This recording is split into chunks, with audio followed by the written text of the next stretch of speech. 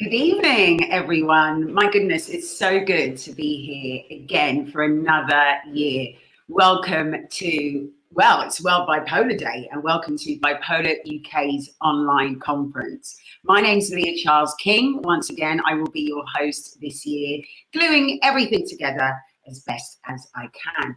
But it's not just me. We've got a jam-packed schedule with so much going on. In fact, this conference gets bigger and better every single year. And it's just so much to tell you about. So before I kick it all off by bringing on our CEO, Simon Kitchen, I'll just do, a little bit of housework, as they call it, a bit of housekeeping. So we are going to have things like polls. We are going to have, like last year, a word cloud so that you can get involved, because the whole point of this is to be fully live and fully interactive. We have got a jam-packed schedule, as I mentioned. Frank Bruno will be in conversation with Alistair Campbell. We'll also have with us Nadia Sawala from Loose Women and her husband, Mark Adderley, who'll be speaking about their experiences with bipolar. And also we'll be having talks about some of the lesser talked about topics, the lesser known symptoms of bipolar, such as paranoid behavior, hypersexual behavior as well, overspending, etc. So, as I mentioned, so much going on today, and I would like to welcome all of you for joining us again. If this is your first time, then you are more than welcome. I hope you enjoy it here. From 6 p.m. until 9, we will be in conversation, talking bipolar, and putting bipolar on the map for World Bipolar Day. It is trending today, so I'm really pleased about that. Congratulations to all of you who are sharing your stories and sharing awareness, whether you're allies of people with bipolar, whether you are somebody who cares or loves for someone with bipolar, whether you yourself have the condition, like I do. We know that it's tough, the journey is full of ups and downs, highs and lows, literally. But there is a way to live well with bipolar, and that's what Bipolar UK is all about at the heart of it. They're the only charity in the UK that actually solely focus on this condition, and definitely for me, they mean so much to me and many people, because quite frankly, there are other places and other resources, which is great. But of course, with Bipolar UK, they are solely focusing on the task at hand, and that's to help us get earlier diagnosis, to help us get quicker support. And not only that, but the charity, it also offers so much. The e-community. If you haven't tried out the e-community or you haven't signed up to it, you really should. There are forums there with people just like us speaking about topics that maybe, we struggle to speak about with other people, and questions that you may have. So that's the e-community. And Bipolar UK are also great at offering peer support groups as well, which go up and down the country. So do check out the website, bipolaruk.org, for more information. Okay, now I also want to tell you actually something exciting that I've launched today, especially for World Bipolar Day, for this conference, to be honest. And that's my 50-page ebook, which is called Live Well with Bipolar. So it's 25 steps that I'm sharing with you of how you can live a happy and healthy life post-diagnosis. Because for me, I did not live a happy or healthy life post-diagnosis, until now.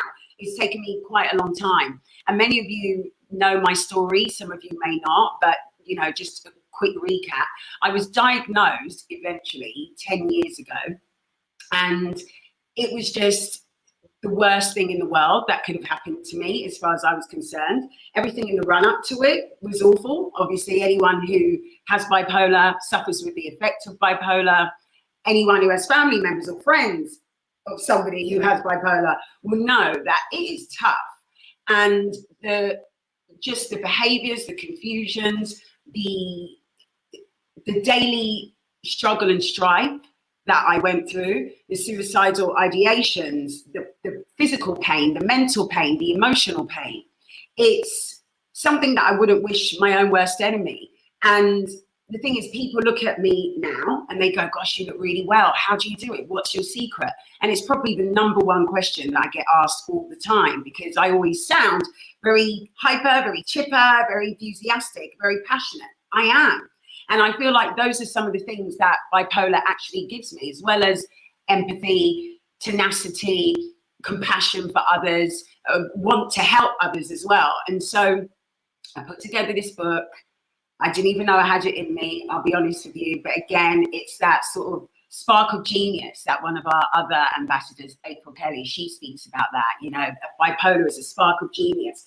And I feel like there are times where I can just speak for myself, I tap into that spark of genius. And I do things like write and produce a book and get it online for you within 2 weeks of thinking about it, whilst keeping myself well. It was a struggle and it was a challenge, but I did it and I'm here. So I'd love to offer it to you. You could download it now. I've made a quick link. So it's tinyurl.com/bipolar25. Now you'll find that and the messages going along the ticker at the bottom of the screen, just like it's gone. And you can download it anytime. It's completely free. It's a gift from me to you. I hope it helps. Please keep in touch and let me know how you get on. And also, if there's anything I've missed, because now I've realized I've got a full book in me, right? I can do this. So I'm going to write the whole book. I'm going to complete it. And hopefully I can get it published later on this year, hopefully with your support and backing as well. So thank you for that. So moving on then, let's check out today's word cloud. So this is basically where I ask you a question and you are going to submit the answer just in a word. And we'll check it throughout the program. And then at the end, we're going to see what the answer was. So are we ready? All right. So today's word cloud is, what's one thing that helps you, your loved one, or your patients, if you're a doctor, psychiatrist, to manage bipolar well? So what's the one thing that helps you, or your loved one, to manage bipolar well? For me, I make no bones about this. I talk about it all the time. It's sleep. I don't get that much of it, like 8 hours sleep, like you know, supposed to, like some people say. But it's about getting good quality sleep. So for me, that's how I maintain wellness, but also knowing when to just be still, because life can hit you fast and it can trigger us, and there are so many things that can happen. And when we're moving so fast, you know, with technology, social media, work, our lives, family, friends, relationships, it can be quite difficult sometimes. So for me, I would say stillness. Being still, that's 2 words, but stillness and sleep. So there you go. Anyway, so that's the word cloud. Please submit your words and we'll check it out later. So remember, we are fully live, we are interactive, and we are just getting started. I would like to introduce to you right now, as long as I have done everything I'm supposed to do here, let me introduce our first speakers, our leaders, our leader. Simon, he's probably sitting there going, Leah, stop it. I know he giggles secretly when I say it. I say he's our leader, and we value him, and we do value you, Simon, and Rosie, for all that you do for the charity. So Simon, many of you know him, Simon Kitchen. He is the CEO of Bipolar UK for nearly 5 years now, and he has steered the charity through very choppy waters of COVID-19 and overseen some groundbreaking work on the Bipolar Commission, which is just, what they've done with that is incredible. Simon's first experience of bipolar was in his late teens when he supported a dear friend of his who had the condition, and his wife's late brother, Kevin, also lived with bipolar. And then we've also got Rosie Phillips, who has been with the charity since 2017. Hello, Simon. And am I bringing Rosie on as well? Bring Rosie on, let's do it. Let's get us all on. Carry on then. Rosie has been with the charity since 2017, and she is our deputy CEO. She manages all our peer support services, which I mentioned that are just so incredibly important. So thank you for that, Rosie. And also, she's really at the heart of the charity. Rosie also lives with bipolar and is an inspiration as she walks the walk, showing that it's possible to live well with the condition. So thank you so much, Simon and Rosie. I pass the floor over to you. Thanks, Leah, for the very kind introduction. Just to confirm that it is live, we've added an extra element of jeopardy this year, that the actual virtual conference in my slot is coinciding with bath and bed in the kitchen household. So if you hear any raucous noises outside, it's my two young girls who are playing up. But my wife is still very much alive, so you'll be pleased to know. So she will be watching them. But thanks, Leah, for a very kind introduction. It's a real honour to have Rosie on with me this evening. When I first started the charity had a lot of problems, but it had some really great staff, and Rosie was certainly one of them. And she's really worked with me over the last 5 years to build up our peer support services. We knew that we couldn't tackle bipolar by ourselves, and we need to create a mass movement, really. And the things that Rosie's done with our services and mobilising volunteers has been amazing. I'm particularly grateful for her because she provides a lot of the really difficult safeguarding support. It is a charity. We're not a crisis charity, but we do support people in crisis. And Rosie spent hours on the phone supporting people when they've been suicidal, and to get them to the help and the support they need. So it's really fantastic that Rosie's joining us. Thank you, Rosie. So those of you who came last year will remember this conference is totally free. It's totally free because the people who came last year donated loads of money so we could pay for it again this year. So if you hear anything this year that you think is really helpful, that you think other people affected by bipolar would benefit from, please do donate. You've got multiple ways of doing it. You can text donate. Hopefully the details will be coming across the bottom, or you could donate directly through our website and we can count them up on the night. And last year we raised £5,000, and I hope to do it again tonight. So please do, if you appreciate the speakers tonight, as a little thank you, if you could donate, that would be fantastic. Those of you who are coming for the first time, this might be the first bipolar event that you might have been to, and you may be just a little bit bipolar curious, you just want to find out a little bit about it. So I'm going to start, before talking about the charity, I'm going to talk to you very quickly about what bipolar is. And this, so Anna, could you bring up the first slide? Bipolar is a mood disorder. It's often called a severe mental illness, but in fact, most of the symptoms most closely overlap with depression and anxiety. But if you look at this mood scale, it's very crude, but it's a very effective way of just helping people who aren't familiar with what bipolar is, just to get some of the language around it, and also to help understand some of the symptoms. So it's very simple. We've split moods into 5 areas. We've got balanced mood, or euphemia, as the doctors call it. And then we've got mild mania, and then we've got mild depression below it. And then we've got severe depression and severe mania. And we've given them a rank from 0 to 10, with 0 being the very deep, dark depression, and 10 being extreme mania and hallucinations. Now, most people who aren't living with bipolar, and actually for that matter, most people with bipolar at any one time, will be in a balanced mood. So on your worst possible day, you'll perhaps go to a 4. And then on your best possible day, you'll perhaps go up to a 6. So you maybe just got married, birthed your first child. You'll never go above that 6. And most people, I did this, I don't live with bipolar. We did a mood app on this, which I'll come on to in a minute. And I was a very steady Eddie. I was at a 5 for a week. It was really boring for me completing it. But it was really good insight in terms of the experience that people with bipolar have. So when people with bipolar, they kind of tip over into a mild depression or into a mild mania. That's called an episode. And what we do as a charity is to try to support people. And a lot of what we do is campaigning for other organizations to do it as well, is to be able to give people the tools when they're going into a mild episode to be able to bring themselves back down into a balanced mood, and to be able to keep themselves on the level. And that's so important for a number of reasons. Firstly, some kind of mild mania can be very tempting. Hypomania is a kind of very pleasurable experience, and people can be very productive in that phase. So people end up having, can be high achievers living with bipolar. But then what happens is a lot of these things, they kind of start to, it's like a train running down a hill. It's very hard to stop it.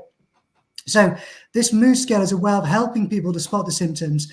And then the peer support services that Rosie is going to talk about is a way that we play a role to be able to help people to bring themselves back down to balance. Now, why we do that is because when things go wrong, when people have severe depressions or severe mania, it goes really wrong, and it has catastrophic impacts on the person with bipolar and their friends and family. So severe depression, people can end up having suicidal thoughts. Bipolar accounts for over 5% of all suicides in the UK. But then mania, you can get overspending, you can get hypersexual behavior, you can get paranoid delusions. Eventually, it can result in people ending up being sectioned, which is a horrendous experience. So it's so important we get this right. So what do we do to try to keep people balanced? Well, firstly, as a charity, we've been going for over 40 years. It's amazing. Middle-aged, 40 years, which is fantastic achievement. And we've always focused on bipolar as our core mission and providing that peer support and support group. So we're celebrating that birthday later on this year and really kind of bringing together our volunteers on that, which is fantastic. We also do research. So Leah very kindly talked a lot about our Bipolar Commission. We published our last report, Bipolar Minds Matters, back in November, which really made a really strong business case for why the country should be prioritizing specialist treatment for bipolar and diagnosis. It pays for itself by reducing hospital admissions, but also importantly, giving people with bipolar the tools to live amazing lives and to be able to contribute as well, which is what we all want. And we're continuing our research, and we've got an amazing survey out at the moment looking at hypersexual behavior. So it's looking at hypersexual behavior and also low libido. We want everyone with bipolar to have very healthy sex lives. So please do anonymously share your stories, and we can use that research to advocate for better services and treatment. So the research goes on. We're also going to be taking the Bipolar Commission on a roadshow. We're going out to Cardiff, working with the amazing Professor Ian Jones to launch a big event there at Cardiff University, trying to get some of the students involved, and any of our volunteers who are in the Cardiff area are very welcome to come down to meet us. So lots of us going on there. Our mood app, we launched it last year. This is a really simple app. We've got, we use the mood scale that you can see there, and a really amazing man, Andrew Thompson, it was his birthday yesterday, and I gave him a happy birthday call and strong-armed him to becoming one of our ambassadors, and he said yes. So Andrew's an amazing person. He's living with bipolar. He developed the app for himself to live well, and we thought, why don't we work together to get this out to thousands of people? 10,000 people have downloaded it, which is amazing. It's totally free. We've got big plans to be able to get it out to many more thousands of people. And Andrew's got big plans over the next year to do dashboards on it, so you can use it, download the data from it, and then share it with your doctor so you can have the best possible conversation with your doctor about your symptoms. Also, Andrew's going to be translating it into French. Hopefully Renaud, who's from Bipolar France, is joining us tonight. He's going to be working with Renaud to be able to develop a French version. So it could go out to potentially the millions of people out there who are living with bipolar across the world who only speak French will be able to use the app as well. So really exciting. And finally, one of the things we're most proud of over the last year was working with a really amazing organization, the Access Group, who raised huge amounts of money for us, which have provided the peer support services that Rosie's going to be talking about in a moment. But their foundation funded our very first Could It Be Bipolar campaign. There are over 1 million people living with bipolar in the UK, and it takes 9.5 years to get a diagnosis, which is an absolutely horrendous figure. 9.5 years of living hell for so many people with the condition because it can't get any of the treatments. So we worked with them to be able to develop the first campaign to be able to raise awareness of the symptoms. And we were really, really shocked. There's about 500,000 people who don't have a diagnosis. So we reached out to them, and through our social media campaign, we reached 1.4 million people impressions. You probably saw it on your phone. You're probably sick of it looking at it, but we reached 1.4 million, and we had 48,000 click-throughs. And we pointed them to our mood disorder questionnaire, which was helping people understand what the symptoms are of what bipolar is, and took them through the questionnaire. And then we just said, you might have bipolar. We don't diagnose. We can't do that. That's what a doctor does. But we just said, these are what the symptoms are. You might well have bipolar. And a lot of people say to us, well, people are scared of diagnosis. This is not what people told us. They said, this was fantastic. Thank you so much. I have been living and suffering because of these symptoms, and now I know what it could be. And I'm going to go talk to the doctor. So Anya's going to put the last slide on there. There we go, Anna, sorry. So people are going out there to talk to their doctors about it, which is what we want to get a diagnosis. Now, a diagnosis is only the start. So I'm going to hand over to Rosie now to talk about her story and our peer support services. Thank you.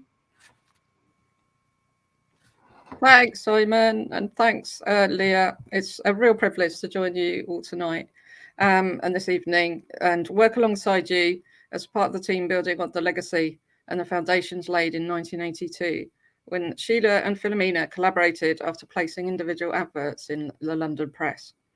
But my example of my own story I shall share shortly, but they brought people together and to talk about bipolar, but it was then referred to as manic depression. And I wonder if then they imagined their wonderful legacy. Our peer support has begun with support groups across Wales, England and Northern Ireland. Digital services followed with our online forum that Leah mentioned, our e-community. And it is a great place to share and get that very solid peer support. Our peer support line, which provides calls and emails to anyone affected, including family and friends. Alongside staff management, we do self-management courses and webinars. We have an amazing team of volunteers and staff who deliver peer support with compassion, understanding, and very much a very good knowledge base. And that's really vital if you're trying to get a diagnosis or you're not sure how to manage symptoms. It's brilliant because that knowledge and experience can be shared with you. My own journey with bipolar began with those very worrying words, "I think you have manic depression." I didn't think to ask any questions, and at this time I wasn't offered any form of peer support. That's why I'm quite passionate now that we have good peer support as part of the charity, and it's amazing how we can develop that as we go forward and scale up and be able to widen our reach and reach more people. And that's also something that can aid management and stability. People should be able to, as Leah mentioned, live well with bipolar, and it is possible to do so with the right support. Although I didn't know what it was and I didn't question it, this diagnosis for me, or I didn't seek more information, to move away from the focus after running around for 2 to 3 days, neglecting my care and listening to voices instructing me to do various acts. One of the voices was telling me to run down to the bins naked, and that's probably not the best advice I should have listened to, or at least one of the voices I should have been focused on. But unfortunately at the time I was in a very delusional manic episode. So yeah, not one of the ones I'd recommend, but yeah. Going forward, again, I thought I'd stop medication. I found myself in a period after being diagnosed that I'd feel better and stop medication. So I decided after 6 months that I would come off. My psychiatrist at the time advised this probably wasn't a good idea, but they didn't suggest why I should probably stay taking medication. I think if somebody at that time told me what the results could be, I would have stayed, probably maybe working with them to come off medication. So that would be my advice, work with somebody that can help. I did see the same psychiatrist during this period, but like I say, nothing was offered. So 6 months later, I did stop, and the first few months went really well. I sold my flat. I spent a lot of money moving to London to a very expensive rented property. This came with concierge and a swimming pool, which was all very nice. Unfortunately, I was spending more money than I had coming in at this point. I also had a dog, which the flats, the accommodation wasn't really prepared for. So everyone was advising me this wasn't a good idea, which obviously, in my wisdom, I decided that I would ignore. I then began to get more unwell. Unfortunately, exactly a year later to the day, I was sectioned, and this followed a period of me being very manic again, and in that mood scale, what Simon mentioned, going into that 9 and 10 point. I left my car outside King's Cross, abandoned, with everything, possessions in it, including phone, keys. Unfortunately, when my brother went to retrieve it, it was there. But it could have easily been a different story. The only notification I had when I got home from the hospital, and the only support, was a brown envelope saying you've been sectioned. So that was sort of something like I hadn't known. So I think that moment there was peer support would have been really helpful for me. It would have helped me to understand the condition. It would have helped that vital thing that people feed back to us, that when they walk into a support group for the first time, it's the first time they've met somebody else with bipolar. So I'd say reach out, grab support. There's lots of information and resources on our website. Please do not be alone with bipolar, because you can live well with it. Thanks, Simon. Thank you, Rosie, so much for sharing your story and being such an inspiration for people. On this call tonight, there were loads of people who are doing amazing things with their work, and they've had quite horrendous experiences as you've described. But it just shows you can rebuild your life and you can live in the life that you want to lead, and to help others as well. So thank you so much, Rosie. If we could bottle you and get you out to 1 million people, Rosie, we would do. Unfortunately, we have a way to do it. So this is a good segue. We've partnered up with a mental health tech startup called Just Ask a Question, or JAX. And what they do is they integrate chatbot technology with videos to be able to provide a really live interactive experience. So we've got the amazing Leah has just done a morning filming session, and Dr. Tom Richardson as well, who you're going to hear from later. And they've answered over 150 questions to allow people to be able to ask them what they would have done in their situation and so forth. So do you want to, Anna, could you just run the short clip that we got for JAX, please?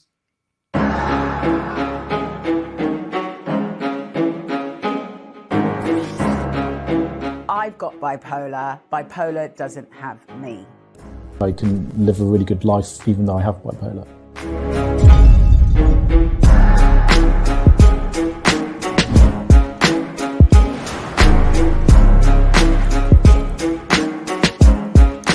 So bipolar disorder is a mental health problem.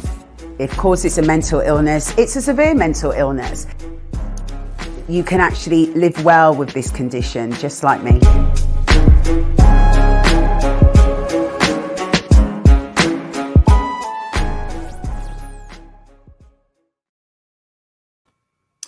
Thank you, Jax, and thank you so much for the very dramatic music as well. It kind of makes me and Rosie look quite dramatic as well, so I'll kind of trade off the back of that. It's a fantastic resource. Do check it out online. There's potential to build a whole library of these as well to really tell the story of as many people living with bipolar as possible and show that it is possible to live well with bipolar. We think that one of the great opportunities we have is to be able to take our services out to as many people as possible in the UK and then potentially further afield as well. And we've got a really fantastic partnership that we've developed with a phenomenal organisation called Rotary. You might know them from the Rotary Ways down the end of your street, or for the Christmas sleigh rides they do as well at Christmas, and the firework display in Hexham that I benefit from. But they've got tens of thousands of members in the UK, and we're really excited to set up a partnership with them to be able to increase our services over the next year by 20%.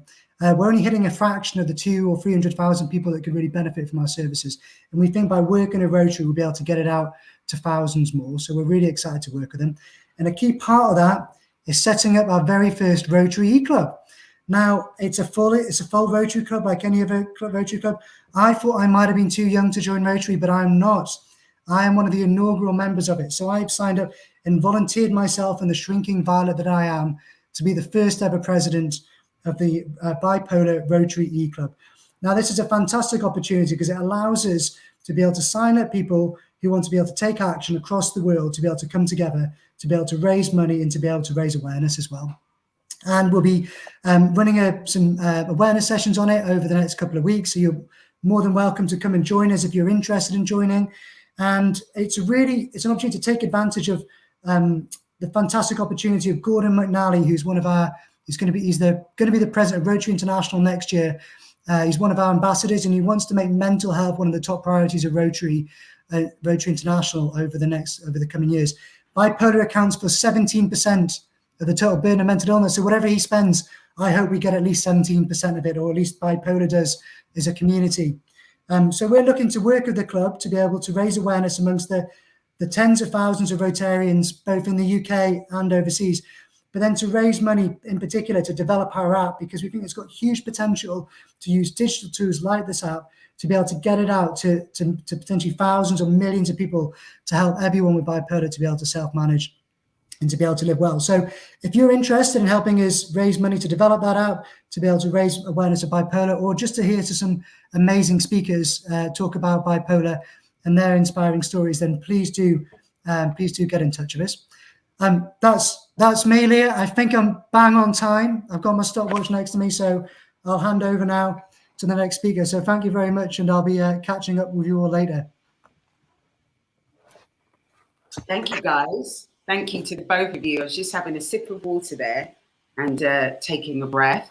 Rosie, thank you for sharing your story. It's so important to share our stories. I've finding actually, since working with you guys, with the charity, it wasn't something that I naturally wanted to do or envisioned ever doing. I'm a very private person. Even though I work in the public eye, I'm actually quite private. Even just sharing my home with you right now is actually something personal to me. So, you know, just the fact of just hearing you share your stories it just highlights for me the importance of it. And we know that it has a really positive impact on people, doesn't it? Because the feedback that we get, I know I get a lot of messages, don't you?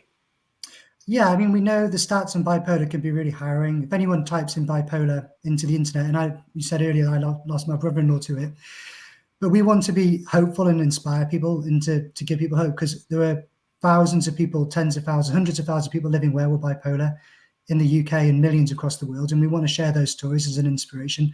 The diagnosis is the start of a journey to getting better into and being able to live the life you want to lead. So I hope if anyone takes anything away from today, it should be hope. Yeah.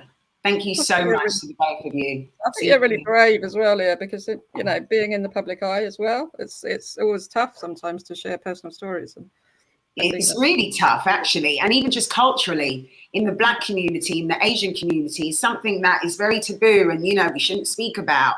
So even just breaking down those barriers within my own community, you know, and culture hasn't been easy. But then every time I'm among you guys and I get messages and other people who also have lived experience of bipolar, it reminds me that there is power in sharing our stories, not just for others to hear, but actually it empowers us as well. It certainly empowered me. I feel like every time I share, you know, it sort of releases any sort of stigmas and shame that I have had in the past attached to the condition that I've spoken about very openly before. So thank you for the platform, for allowing me to share.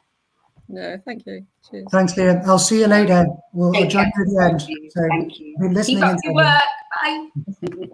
So there you go. Thank you there to Simon and to Rosie. They do such amazing work. And isn't it fantastic as well that Jack just asked any question, and of course Rotary and their e-club, you know, have partnered with Bipolar UK to get the message out there and just to support the charity more in helping others, which is what it's all about. So thank you so much. Now, before we move on, I'm going to share something with you, actually, that, you know, just to sort of prove that, because everyone thinks, you know, not everyone, but some people think, oh, she's always so well put together and she does so well and she always knows what she's going to say and what she's going to do. And to be honest with you, I started off the program and I wasn't happy because my thoughts and my mind was all over the place. And I felt like I was speaking to you, but my concentration was going. I was literally fighting against the symptoms of my bipolar.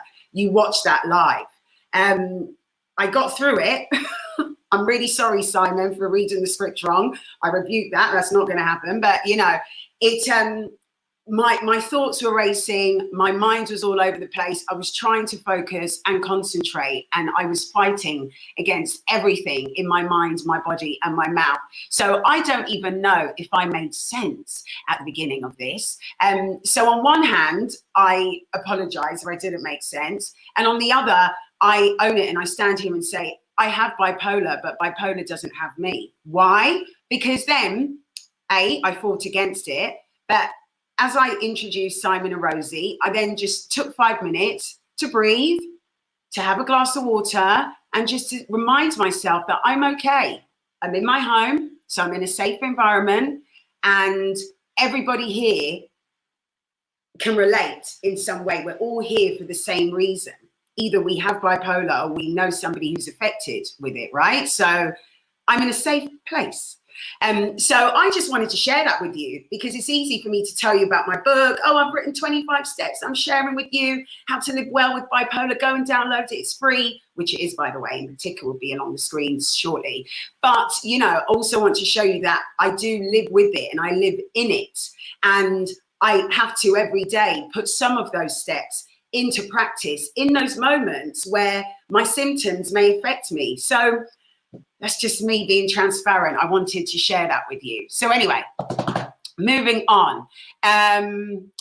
Do we want to talk about the poll? Let's quickly, I'm just going to launch the poll and just remind you that on your screen right now, you will see that you've got a donate button if you want. There's also a button if you need some urgent support, you can click that. And then there's also another button to do with our polls that will be throughout the program this evening, okay? So we have a poll and it is regarding sleep. I believe we're going to do that.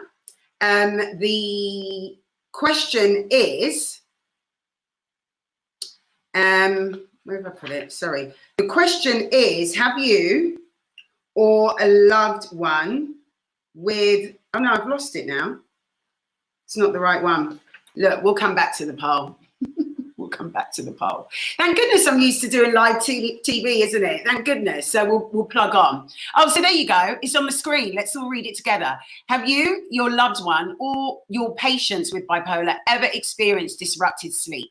So if you click on the poll button that you could see just under this screen, you could submit your answer. So let us know. Have you, if you've got bipolar, have you ever experienced disrupted sleep? I know I do.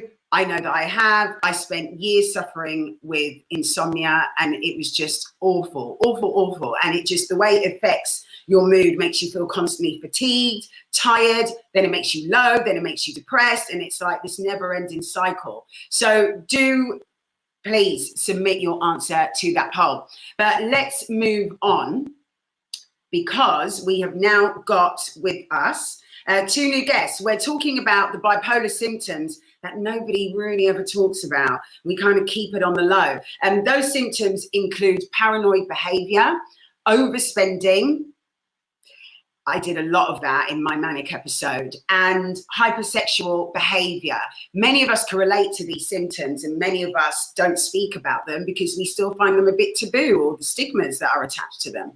So just to break down some of these stigmas, we've got some nice chats with a few people. Coming up right now, I've got for you Leando Malawo, who was born in Zambia. She now lives in Kent. Now, Leando, she works part-time in banking. Hello, my gorgeous girl. She's diagnosed with bipolar at 24, and she is on the board of the Bipolar Commission, which is great. And she regularly speaks to the media about the condition and how to dispel the myths and the shame around mental illness. Hi, Lee. How are you, honey? Hello, can you hear me okay? I can hear you. You look brilliant. We spoke earlier and she said, what should I wear? And I said, wear your pajamas. And she did it. And she got out of bed. You look brilliant. So thank you for being here. Let's get on your guest. Stephanie Romaszewski is a consultant sleep psychologist, and she's a director of the Sleepyhead program and founder of the Sleepyhead Clinic, which is a sleep treatment center for patients and a sleep education training service. This sounds brilliant, Stephanie. Her research interests include circadian rhythms and sleep disorders.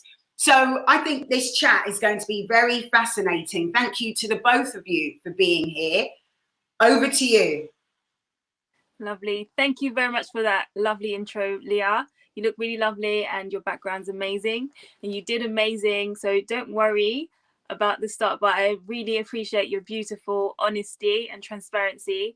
And this is why we're here as a community. It is a very safe space, and everyone is supporting you and everyone's behind you. So yeah, I'll say that first of all. Thank you, Stephanie, as well for joining me on this session. Thank you for having me. Oh, that's okay. So yeah, I'm very, very much keen on getting onto this subject of disrupted sleep. I'm just mindful of time, so I'm just going to put my timer on so I don't go over, guys. But yeah, so yeah, I'll crack straight into it. And I just wanted to talk about disrupted sleep because bipolar interferes with our sleep in many, many ways, but mostly two ways. Whereas I would say our symptoms can vary from person to person. But in my case, when I was going through the depressive side of bipolar, I slept endlessly, like I could never get enough sleep. And then there was a time where my sleep pattern was completely ruined. I was sleeping literally all day and all night. So I would sleep from 6 a.m. till 6 p.m, wake up, stay up until 6 a.m. and do it again and again. this lasted for like a week until, due to some stressful events in my life, my manic episode was triggered. And through that, I did not sleep for 3 whole days straight. And I was like, this is great when this happened, because for once I could be productive now. I didn't need the sleep, and I was so proud of it. I was so happy. And I didn't understand why everyone around me wasn't as happy as me.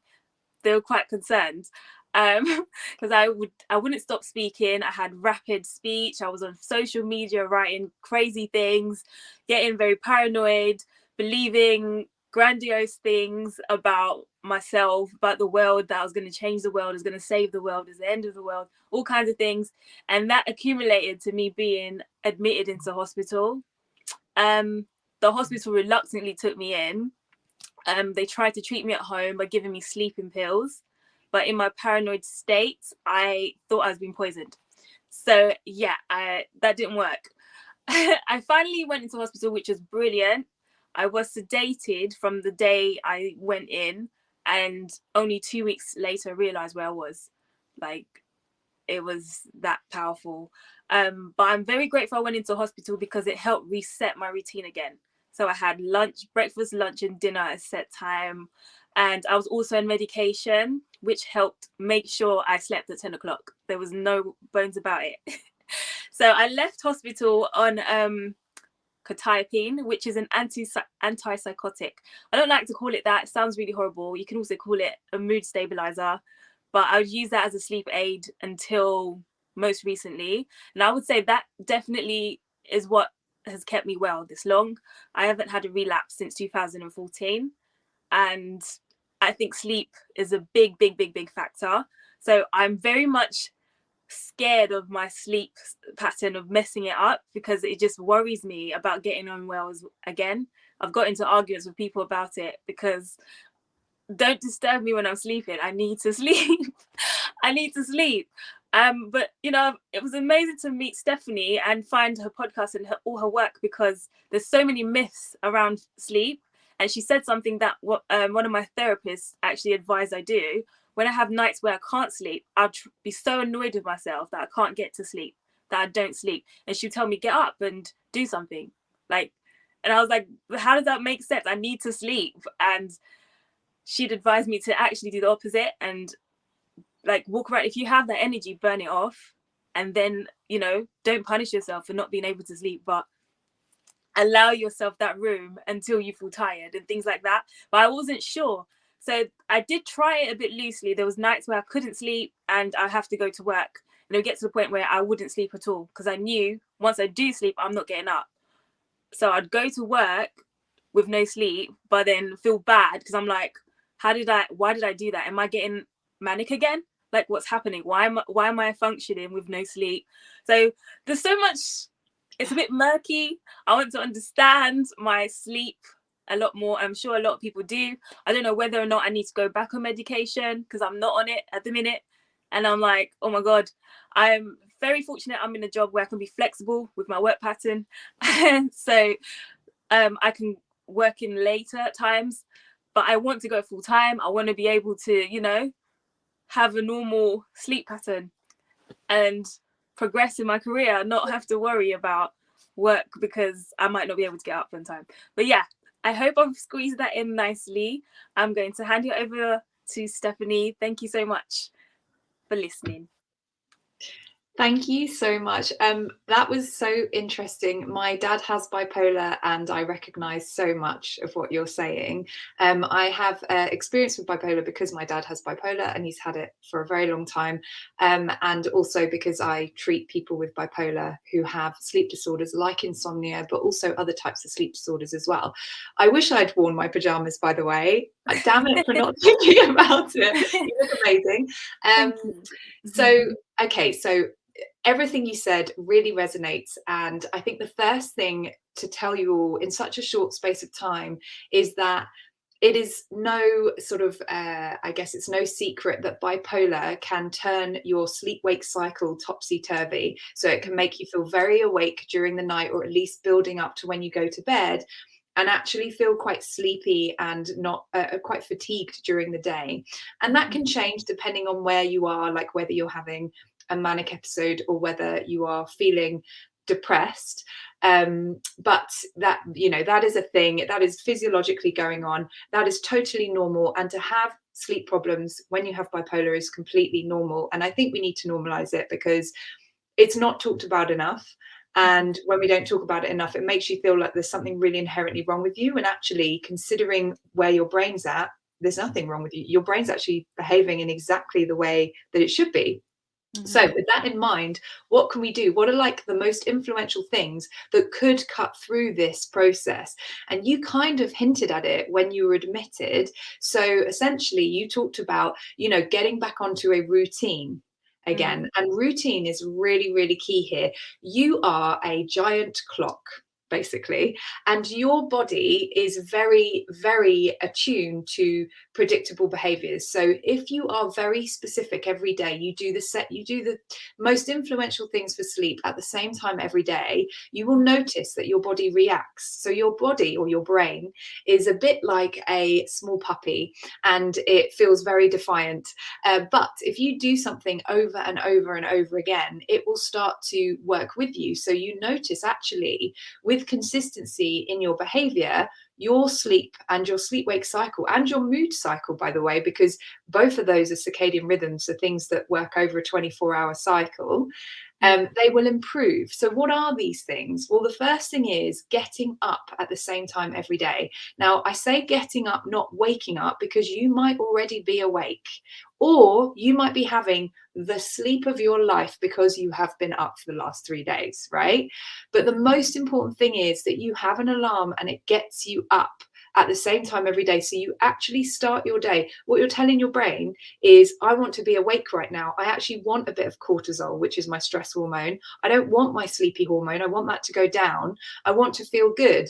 Now, in the short term, you're not going to feel good when you do this. And I know it sucks because short-term behavior change often gives you side effects. But I promise you, if you were to do this long-term, you would start feeling good. But in the meantime, if you expose yourself to bright light in the morning, so if you can get outside, that's fantastic. If you can't, or it's the middle of winter, artificial light can be just as helpful.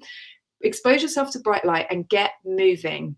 And you mentioned it, try to eat at consistent periods during the day. If you like to have 4 meals a day, then have them at very consistent times. If you're a 3-meal person a day, it really doesn't matter as long as you're being consistent.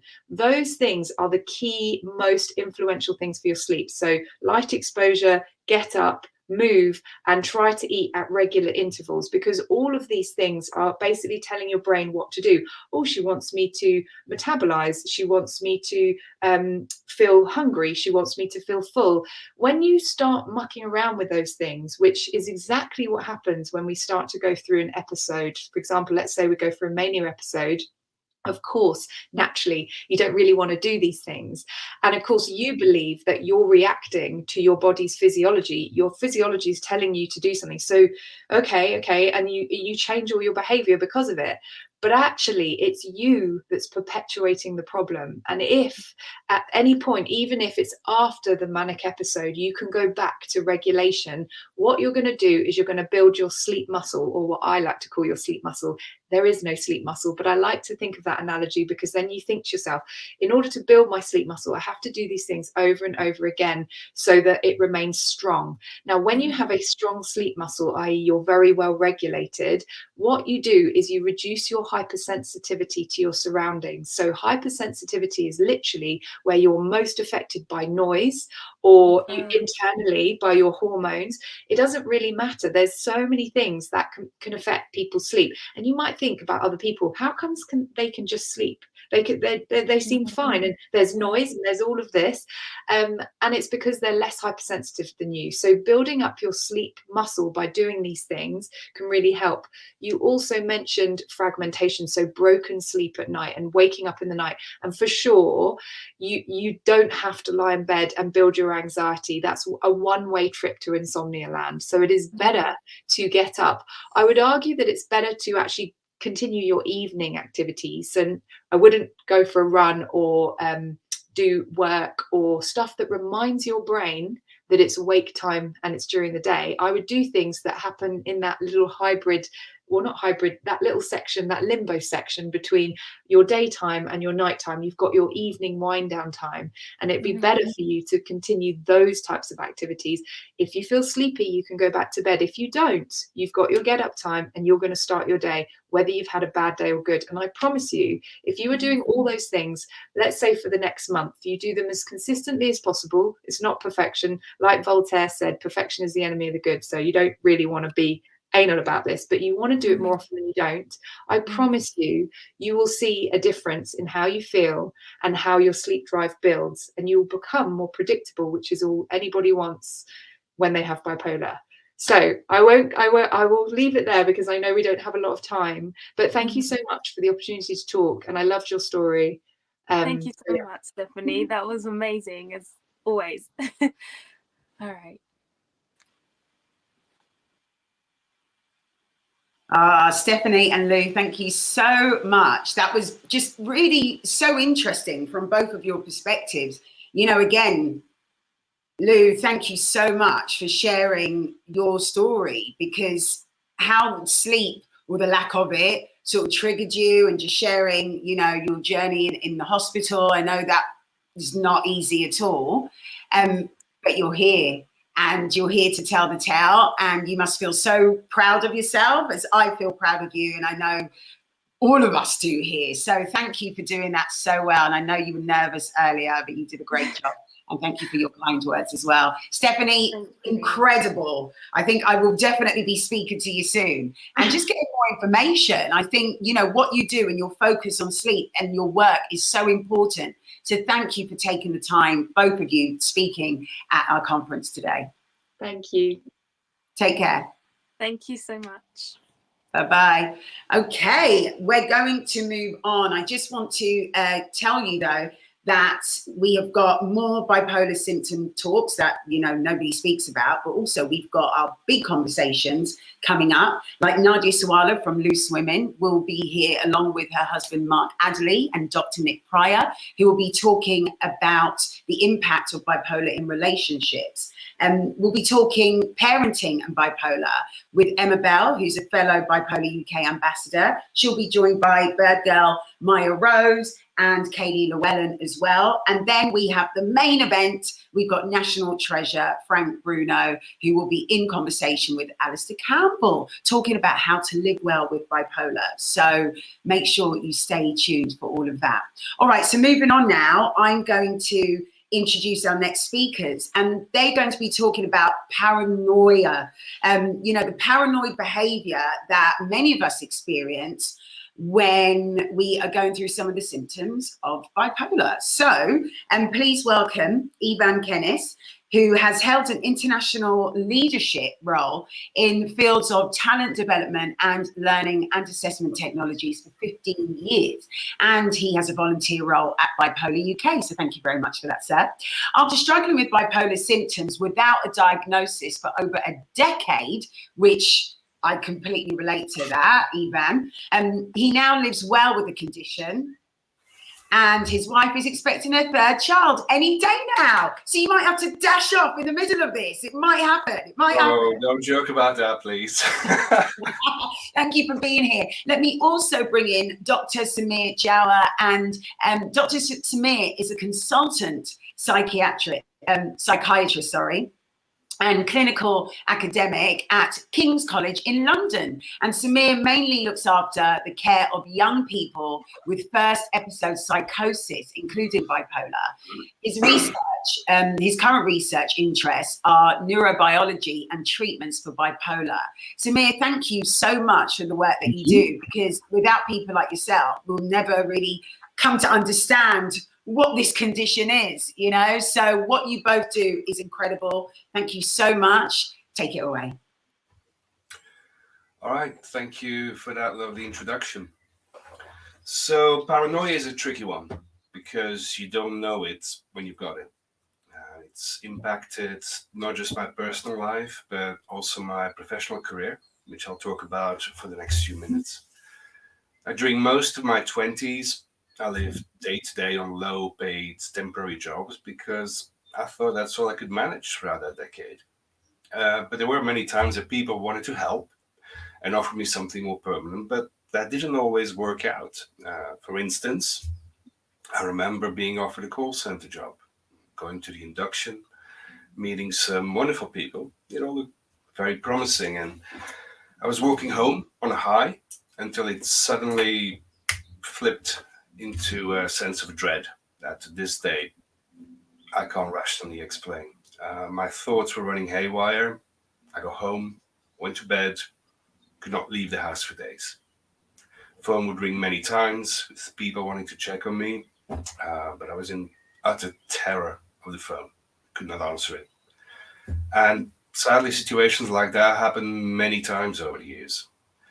Now, 8 years ago, I'd already made a solid start of building a career. I'd been properly diagnosed for a good while, and I'd learned a lot of self-management techniques by then.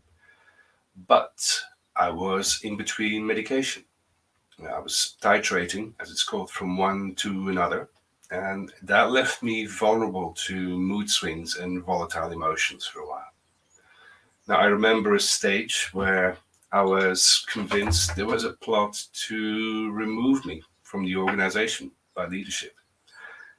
And I acted irrationally as a result, and which did have an impact on my future prospects at that organization.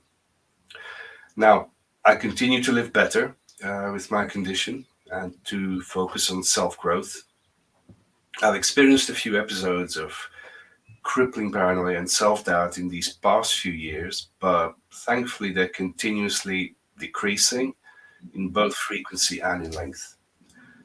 Now, I'll share 3 insights that have been invaluable for me to better manage my condition and improve my mindset. And first one is to learn how to take baby steps.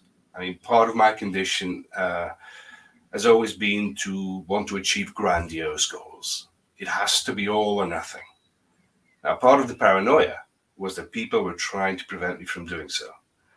But in reality, the problem was often that I was trying to bite off more than I could chew in one go. And I had to learn how to break goals down into baby steps. It felt very unnatural. And that was one of the toughest things I've had to do. Learning that I couldn't fly and I had to put one foot in front of the other, like other human beings. I learned that through the example of others that I learned to trust, and by continued practice, taking baby steps. The second thing is therapy. Now, find a therapist you can connect with. And yeah, that was a tough one because it forced me to do things that felt 100% against the grain for me at the time. And I was learning to trust someone with the things I felt most vulnerable about, and allowing that person to help me unpack my traumas. Now, it took years, but those therapy sessions helped improve my overall trust in people, my self-belief, and understanding of self. And yeah, it helped dispel paranoia, and it helped me make a better leader in the workplace. Now, the third thing that I can't stress enough is self-forgiveness. If you have a setback, learn to forgive yourself. Give yourself permission to forgive yourself when you believe you failed either yourself or others, whether it is a real or an imaginary slight.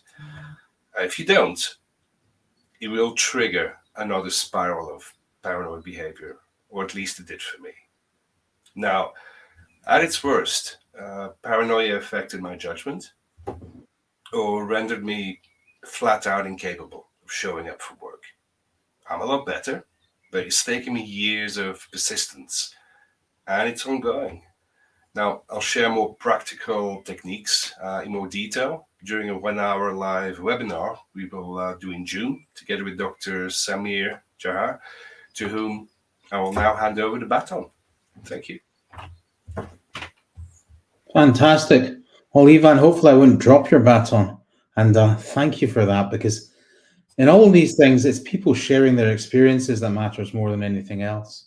So can I have my slides up, please? Thank you. So I work looking after the care of young people with bipolar disorder throughout the whole of London. I'm currently in Croydon, which is a cultural mecca. Can I have the next slide, please? Thank you. I'm from Glasgow University, just to give you some insights into where the accent's from. The next slide, please. That's my conflicts of interest. I'm not Oscar Wilde, but nothing too bad. And then the next slide, we'll talk about psychosis. So what is psychosis? And I think it's important, and you folks have touched on it. And if you speak to enough people, most people with bipolar 1, so with mania, will have psychosis, about 3/4 of people. But what is it? I think it's good to define it as a symptom. So you can consider it like you would cough. And all that coughs is not COVID, So with psychosis, it is a symptom and a treatable symptom. And that's what I try and get across to people in general. So if we're to define it, what's a delusion? Well, it's believing something to such an extent that it's out of keeping with reality. And you folks have described that. You can have persecutory delusions, where you believe people are hacking into your Facebook when it isn't happening. Now, I know in the modern world, it will be happening to a significant proportion, but it's the degree to which it's held, and it's an unshakable belief that's out of keeping with your reality. And then hallucinations. So we all have different perceptions, be them visual, auditory, tactile, and hallucinations is when you have those symptoms out of any perceptual stimulus. So for example, the most common, the auditory hallucinations, where you'll hear things that other people can't quite hear. And that's the crystallization of the main psychotic symptoms that people get. When we look at the data, about 3/4 of people, like I said before, will have had lifetime psychotic symptoms. So it is common in people with bipolar disorder, but people might not speak about it as much. I think it's also worth bearing in mind and normalizing things. 5 to 7% of the general population will have similar types of psychotic symptoms throughout their lifetime. And I think that's an important point to be made. There's nothing to be scared of. Current audience, you all know this, but I think it's something to say to the general population, because when you use the term psychosis, people do get scared. And I think the final point there is that it's treatable. And for me, that's the biggest thing.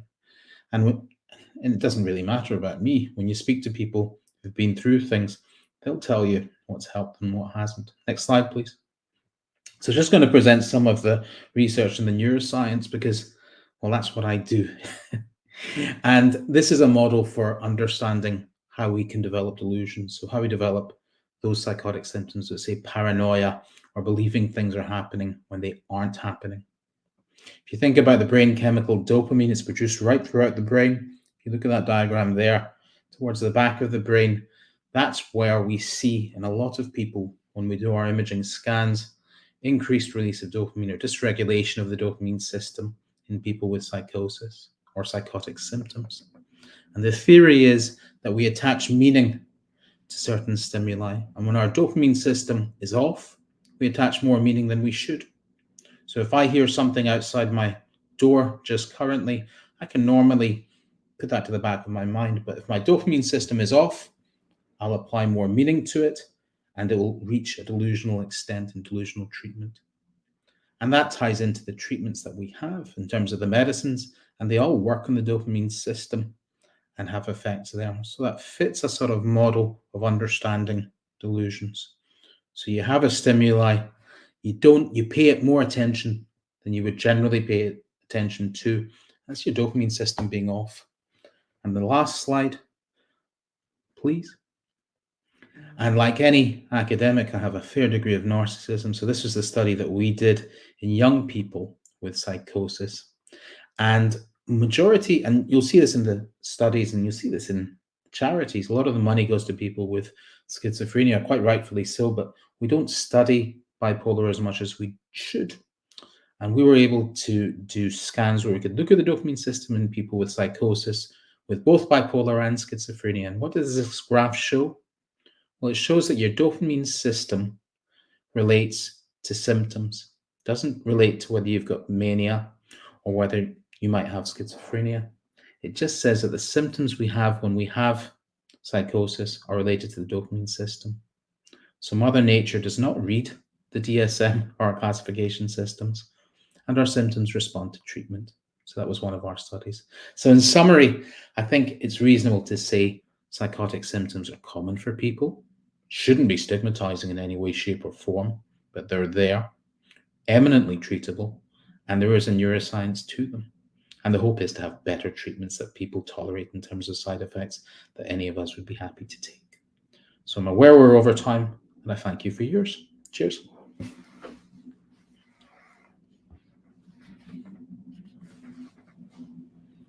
Thank you. I'm muting myself. Thank you to the both of you. Thank you so much again for just sharing your knowledge and your wisdom and all the work that you're doing as well in the sector. It's very much appreciated, and thank you for being here. Take care.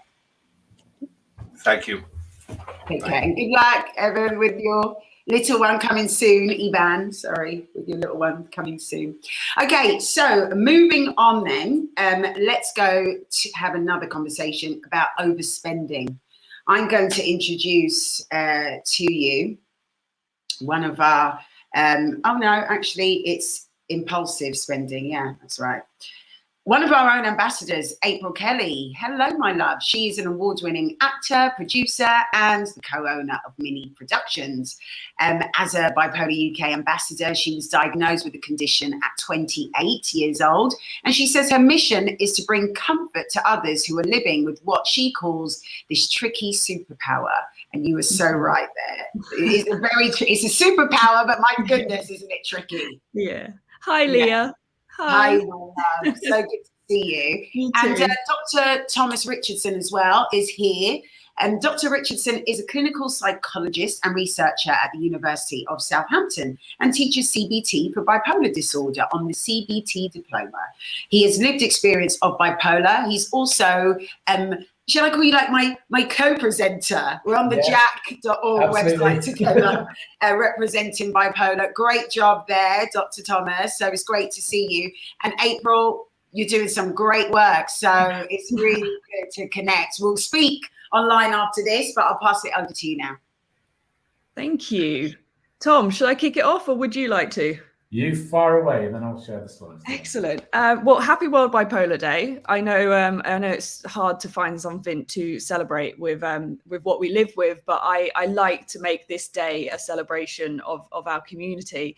And talking about impulsive spending, I mean, Thomas and I were speaking about this before, and I find it really interesting because impulsive spending can mean so much. And for me, I've never really struggled with keeping my money, in places because I've always been overcautious, because especially when I was diagnosed, and that's one of the things that comes up, it scared me quite a bit because you lose that part of control over yourself. But for me personally, the anxiety comes from not prioritizing what I should be spending my money on, and not having a grasp on what is the correct thing. So it's not necessarily spending thousands of pounds on one thing, it's spending all little things and just then waking up in the morning and going, why did I need that? And also, and I don't want this to come across like I'm tooting my own horn, but the way I spend my money most recklessly is on other people. And that can go as far as an extravagant birthday gift, booking flights for people to come to London or LA. And it would go as far as buying a round of Jaeger bombs at the bar for everyone. So it's that sort of thing. And I don't know where that comes from. And that's why we have a doctor on this conversation. And I don't know if that is, as my therapist calls it, the lonely part in me, or the part for which always feels like a burden. So I make up for it in spending money on people. So yeah, Thomas, I've kept that really short and sweet. I know we're going to have a back and forth, but over to you, sir. Thank you very much, April. Yes, so this is something that I've been involved with as a clinician, as someone with my own experiences, and as a researcher for quite a few years now. And I've done a few bits of research and ongoing about this. And actually, April, just the first thing to say, I think you're not alone in terms of splashing out the money and spoiling other people. And that's one of the themes that I found in my research. It's not just about buying random things online. Often it is about, I've had people who give loads of money away to charity, for example, or buy, gifts for their loved ones. So what do we mean by impulsive spending, or what's also called compulsive spending? Spending more money than you planned, essentially, and feeling like you need to kind of buy it straight away, like you can't resist that urge. Often it's about buying stuff that you end up regretting. It might come with some embarrassment or shame, like, why did I do that? And this real sense of urgency, like I can't stop myself. And for some people, if it is really bad, it does kind of feel like a bit of an addiction. But it's also when you're very emotional. And with bipolar disorder, I think a lot of people will assume that it's related to the mania, which it is. It often is. But it's also related to the other emotions that come with bipolar, such as depression. So if you go to the next slide, please. So if you look in the kind of the diagnostic criteria for hypomania and mania, it actually lists impulsive spending as one of the common symptoms, but there's not actually been a whole lot of research about it. And, myself and colleagues are trying to do more around it. These are some sort of preliminary results from some research which is ongoing. And I'll share the survey link if anyone wants to help out themselves at the end. So yeah, 82%, vast majority of people talk about impulsive spending more when they are hypomanic or manic. But there's a lower amount, but still a lot of people, most people, 63%, say that actually it changes when they're depressed as well. And again, I've done research that it's depression and anxiety and stress also can increase the risk of impulsive spending. So it's kind of slightly different. When people are manic, they might spend on like a big idea. And I think a lot of people feel like it's just completely random, but actually often it's for a reason. A grandiose idea. I mean, we did some research where actually struggling to pay the bills increased the likelihood you were going to impulsively spend, which doesn't make, and it doesn't make a lot of sense when you think about it. But actually, I think the way we kind of mapped it out was that people are struggling to pay the bills, and then they kind of get a bit manic and have a very big idea, like I'm going to set up a business, and they kind of, get rich quick scheme, and they spend money to make money, and it backfires. So these beliefs that are quite common in bipolar disorder about very high standards and need to achieve, those are very relevant for impulse spending when people are manic. So I bought loads of drums when I was 18, and it might seem completely random, but for me, in my mind, it was part of a business idea I had. Mm-hmm. But also for the depression, anxiety, and stress, it's a little bit different. It's more about like comfort spending. Something about comfort spending, make myself feel better. Does that, I don't know if that chimes with your experiences, April? It really does, but again, it's so strange because if I have to really think about it if I'm going to spend money on myself, and I think that comes from a self-esteem thing, like, do I deserve buying this? So I can empathize with that. Yeah, I think the last thing to say as well, and this is something I'm trying to work on, make technology part of the solution rather than part of the problem, because I think apps being able to save your card details, contactless, all of that lack of friction is a real nightmare if you're bipolar and you're impulse spending. I would also say, along with that, there are so many point schemes now.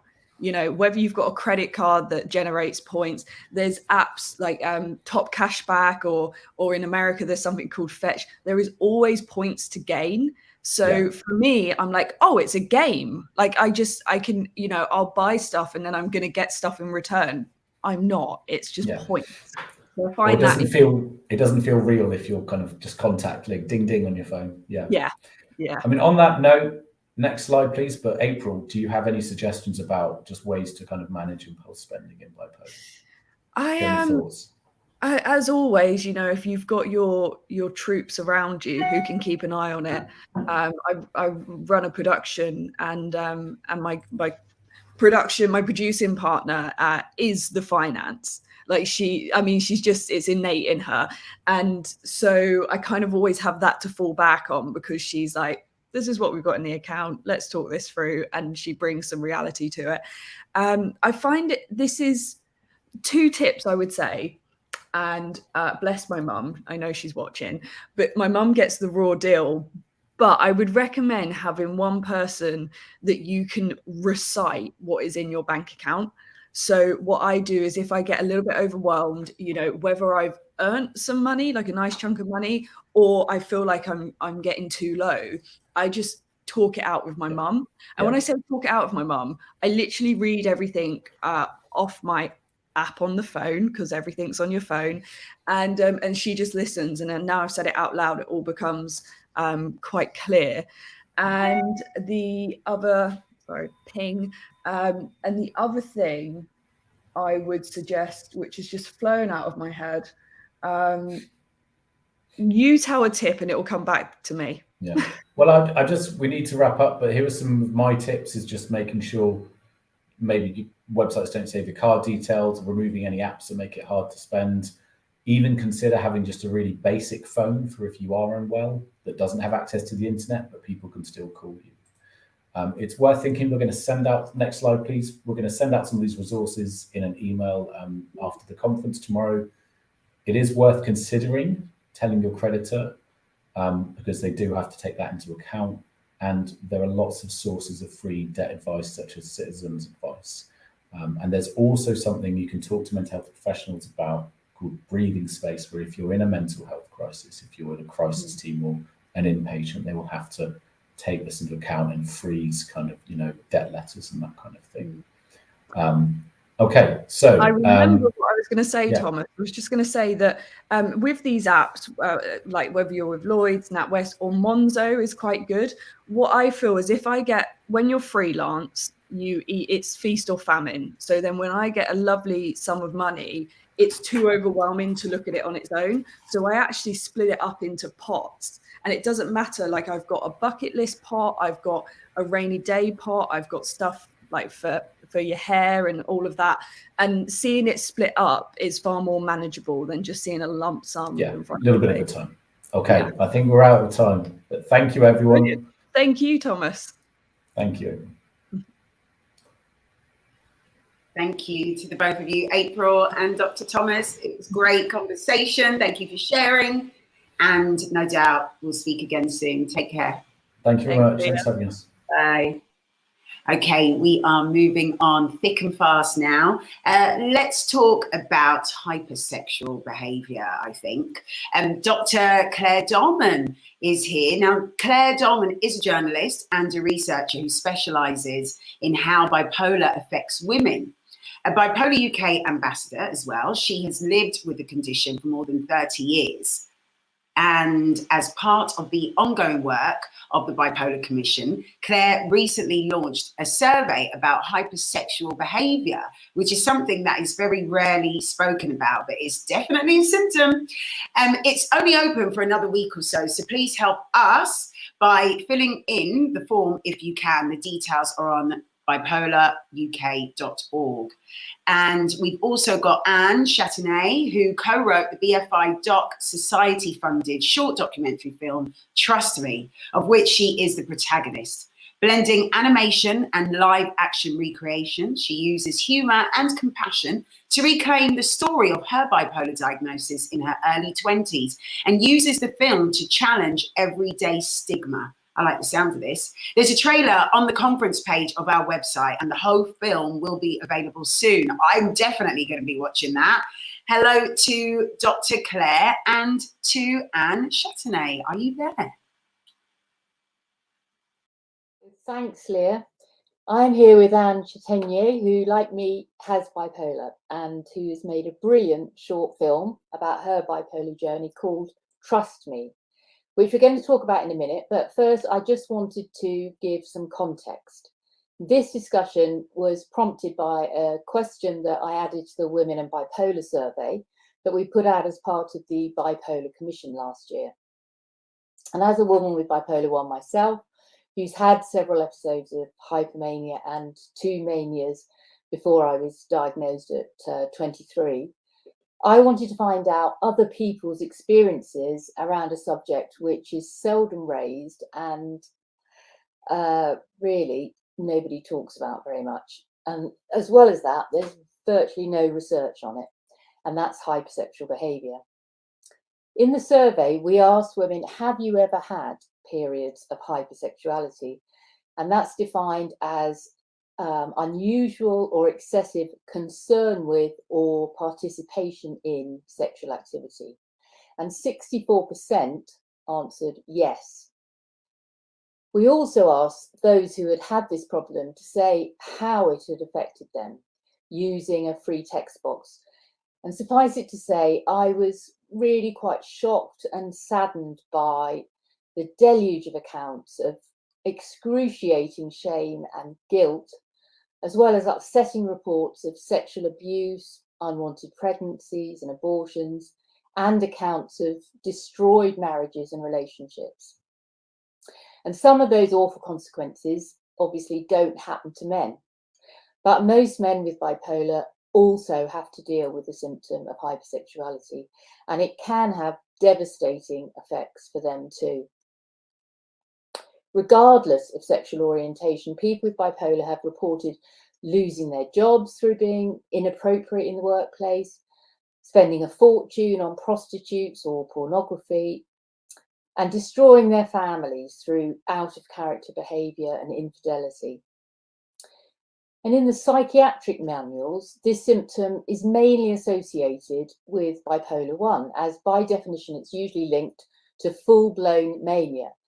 But I think that that's more a reflection of the lack of proper research on this subject than the reality of the situation, because people with bipolar 2 have also reported this problem when they're hypermanic. And that's something that we want to hear from you about. And I also wanted to note that although academic researchers talk about hypersexual behaviour, in some ways the term hypersexuality is more helpful, because a big part of the problem is not just the behaviour, but the feelings experienced. You might be high and feel desperate to express yourself sexually, but manage to resist those feelings, or you might not have any outlet for them. But you still have to cope with those urges, and it's likely to add another complication to trying to rein in a hypermanic or manic episode. So because of the overwhelming response to that one question on hypersexuality in the women's survey, we decided to run a new survey specifically on this topic. You've probably seen it advertised on the website and on social media. And if you haven't completed it yet, please do. We really want to hear from people of all sexual orientations about your experiences of this and your ideas on how it should be dealt with. The survey is totally anonymous, so it gives everyone the chance to talk about how this issue has affected them and whether it continues to affect them. And it closes very soon, so we'd really appreciate your involvement. The tiny amount of research that there has been on this subject concluded that because of the increased risk of contracting a sexually transmitted disease or suffering an unwanted pregnancy, it was important that sexual health information and effective contraception is emphasised to people with bipolar. And although obviously that is important, I think it's just as important to understand how psychologically damaging it can be. Because many women in our survey spoke of the shame and guilt that they suffered for years afterwards as a result of this completely uncharacteristic behaviour. And that caused them such psychological damage that they felt unable to talk to anyone about it for years and years. So I want to discuss this with my guest Anne Chatagnier, who also has bipolar 1, but being from a younger generation than me, finds it a bit easier to open up about this subject. And Anne has used her creativity to help explain how bipolar has affected her, including the symptom of hypersexuality. And with the help of her friends and the British Film Institute sponsoring her film, she's made this fantastic, brilliant short film called Trust Me, which we'll give you more details about later. But first, I wanted to get her take on this issue. So welcome again, Anne, and thanks so much for being here. Thank you for having me, Claire. Great. Well, first of all, I just wanted to ask you about this in relation to stigma, because we often talk about stigma against mental illness, making it a lot more difficult for us to talk openly about our bipolar. But when you add in the taboos around sexuality, then that kind of multiplies the problem. And I just wondered, Anne, if you think that this aspect of your bipolar was in some ways more difficult to deal with than others. Yes, absolutely. I think it was the hardest. So as you try to accept your illness, you'll go through the different taboos, be it the impulse spending or just a different behavior in traits of personality. But the hypersexuality is one that is hard to recognize, and also you don't want to condone.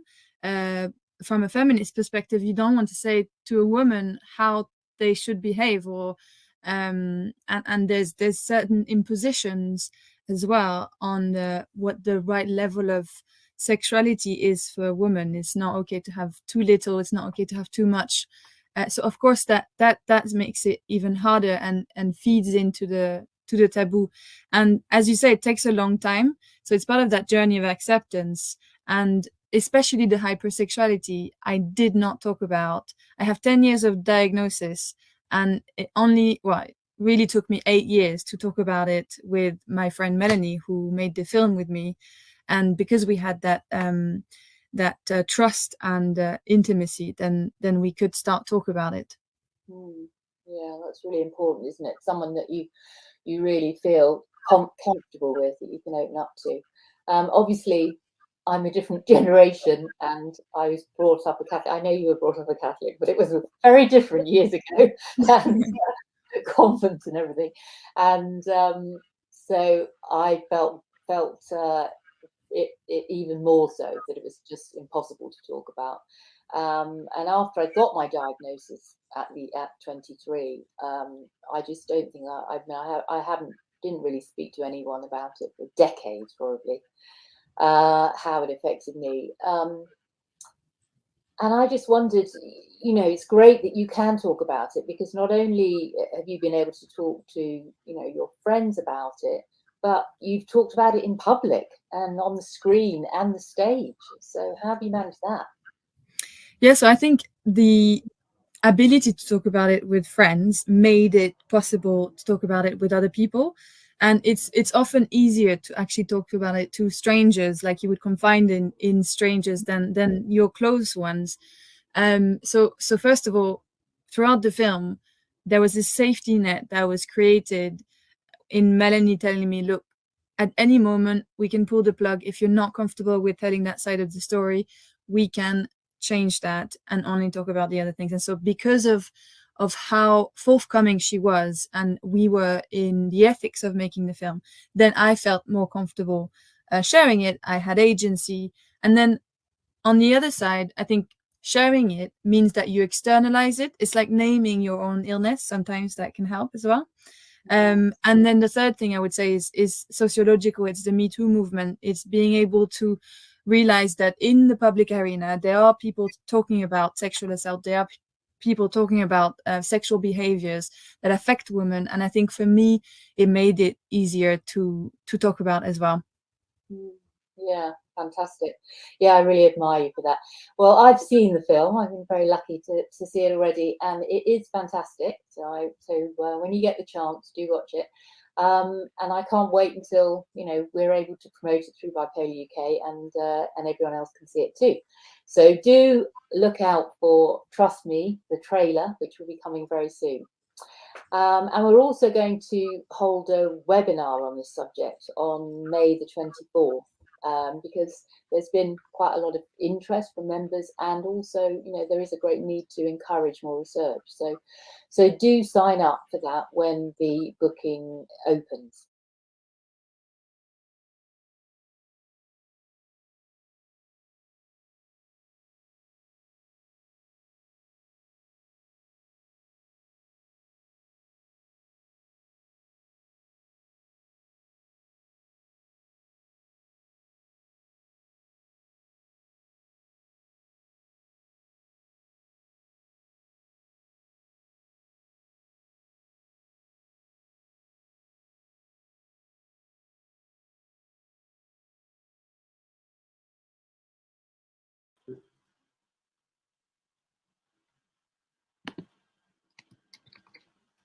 Hello. Hi, I'm sorry if I don't look very great on this camera, but my webcam just stopped working suddenly. So now I'm on my computer, which doesn't look that great, but hey ho, we move.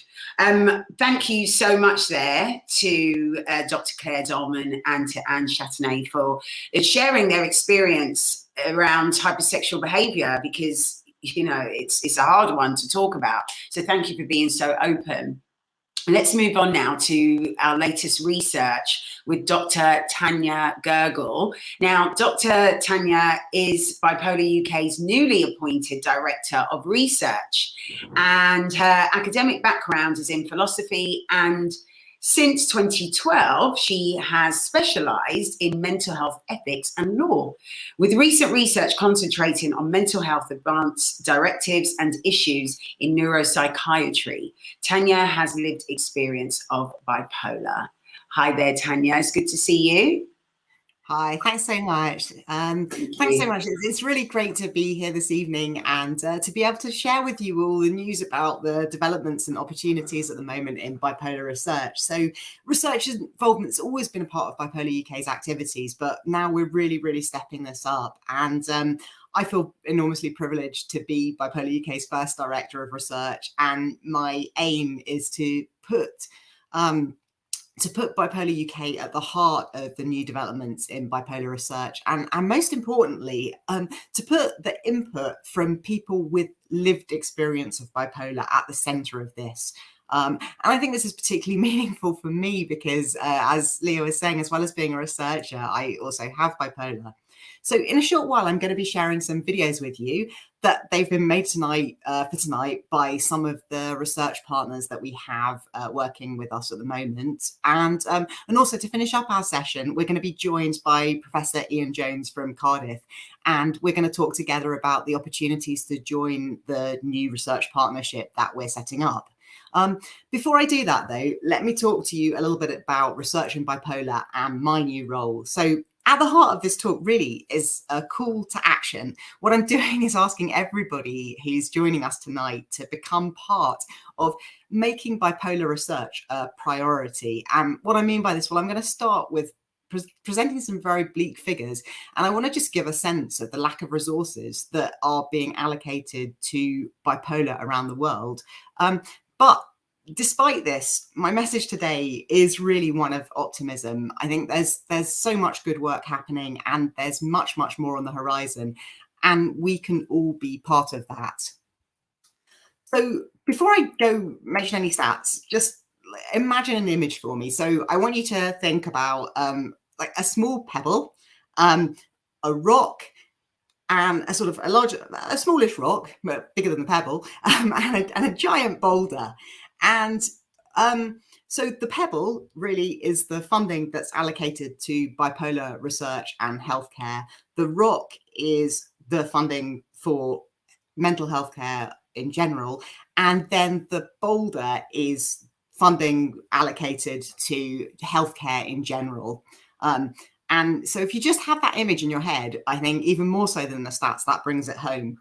So in October of last year, the famous medical journal, The Lancet, that's really at the heart of medical research worldwide, they launched the results of a commission that was called Ending Stigma and Discrimination in Mental Health. And unsurprisingly, I think what it showed is that there are still huge levels of stigma and discrimination in relation to mental illness all around the world. And what they said was, you know, we can see that this carries over, this stigma carries over into the spending that's given to mental health services and to research. And mental disorders are identified by the World Health Organization as incurring the second highest global years of healthy life lost to illness and disability. But even so, worldwide, governments only spend 2% of the total health budget on mental health, and those proportions are very similar for research.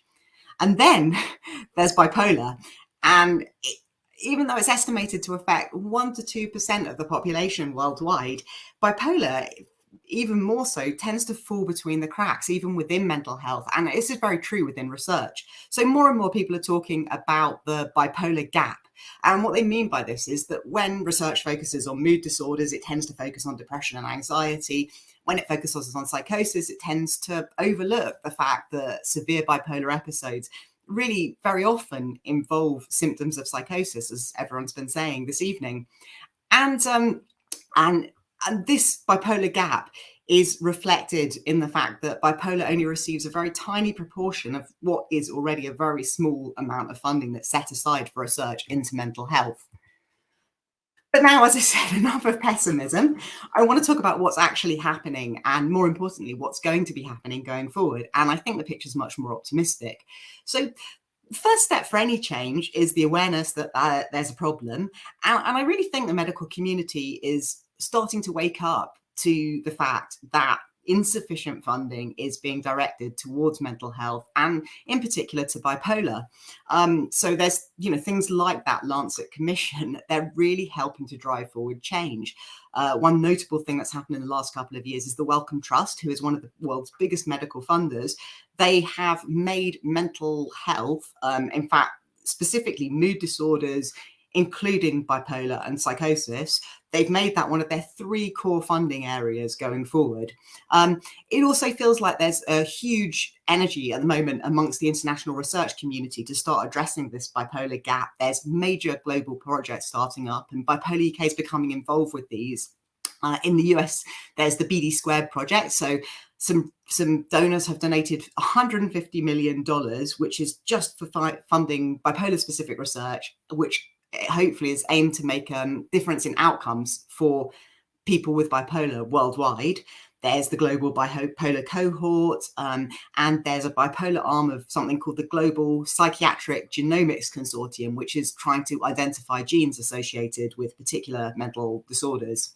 And at Bipolar UK, I'm going to be, part of my role is going to be working on research partnerships with projects like this, and globally and also in the UK. But I'm also in the early stages of putting together a large research project with my partner university, which is University College London. And what this project's going to be all about is to build understanding and hopefully help improve the situation in relation to delays in diagnosis associated with bipolar, and also the huge suicide rates associated with bipolar. And as I was saying, this talks about optimism. And so I'm going to hand over in 1 second to some of our research partners to talk about their current work. But before I do, I want to share a couple of research success stories, I think, from my own experience with you. I want to hopefully demonstrate the kind of impact that research can have on so many levels. So the first one now is that, as Leah was saying, a lot of my research over the last 10 years has focused on something called mental health advanced directives, or as they're now being known in the UK, advanced choice documents. And essentially, this is the idea that someone who's had a severe episode of mental illness can look back on that previous episode and can think about the things that went wrong, the things that were handled well, what treatments worked, what didn't, all of those types of things. And they can write in advance instructions about how future episodes should be handled. And I was part of leading a team at King's. We were looking at advanced directives in bipolar, and part of this did involve working in partnership with Bipolar UK, which was fantastic. And we had advice and consultation, and we ran a really large survey on advanced care planning amongst Bipolar UK members. We think that advanced directives could really make a difference, and I think there's great enthusiasm for them around the world. To explain more about this, I'm going to show a clip now from a film that's just come out to celebrate 200 years of The Lancet. And The Lancet's released 5 films about health priorities going forward into the 21st century. And it's fantastic that one of these 5 films is called A Spotlight on Mental Health. And it was just fantastic to be able to be part of this and to be able to highlight advanced directives and Bipolar UK as part of the Lancet's call for change. And the film also features the wonderful artist Beth Hopkins, who has bipolar and who worked with our research team and created art based around her experiences. So if we could screen the first film, that'd be great. Thanks.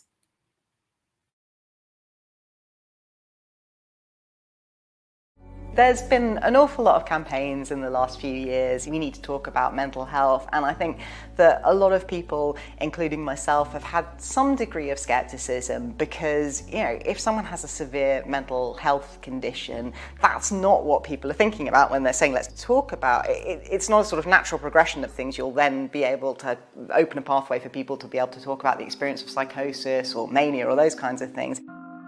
Tanya Gergel is head of research at Bipolar UK and works on putting the voice of lived experience into clinical practice. Within mental health care, we're trying to move towards interventions which can give the individual more say and more autonomy in their care. Advanced directives in mental health are a very, very straightforward, very simple idea. You've had a very severe episode of illness.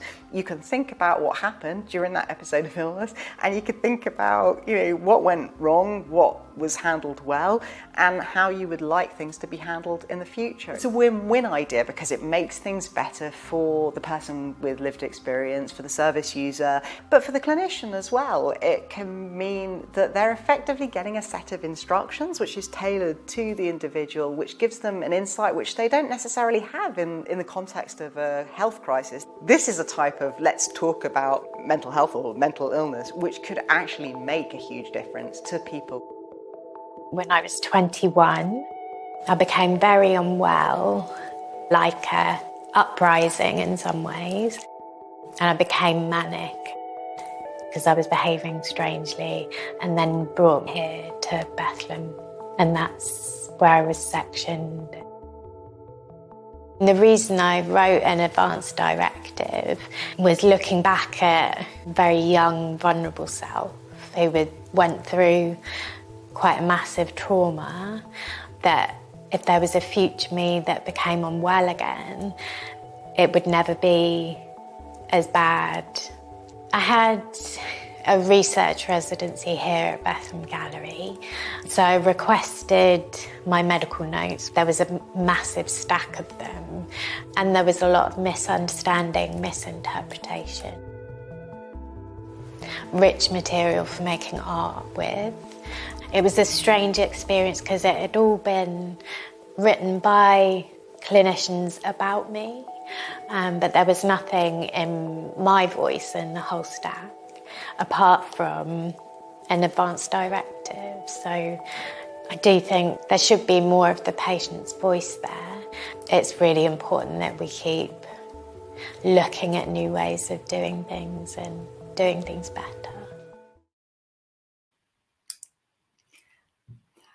Thanks very much. So that research on advanced directives that we did, it's been great. We were able to work. There's been a review of the Mental Health Act going on in England and Wales in the last couple of years. We've been able to work with the government. They've committed to making advanced directives or advanced choice documents part of the Mental Health Act going forward, which could make a real difference, we hope. We're still working with them.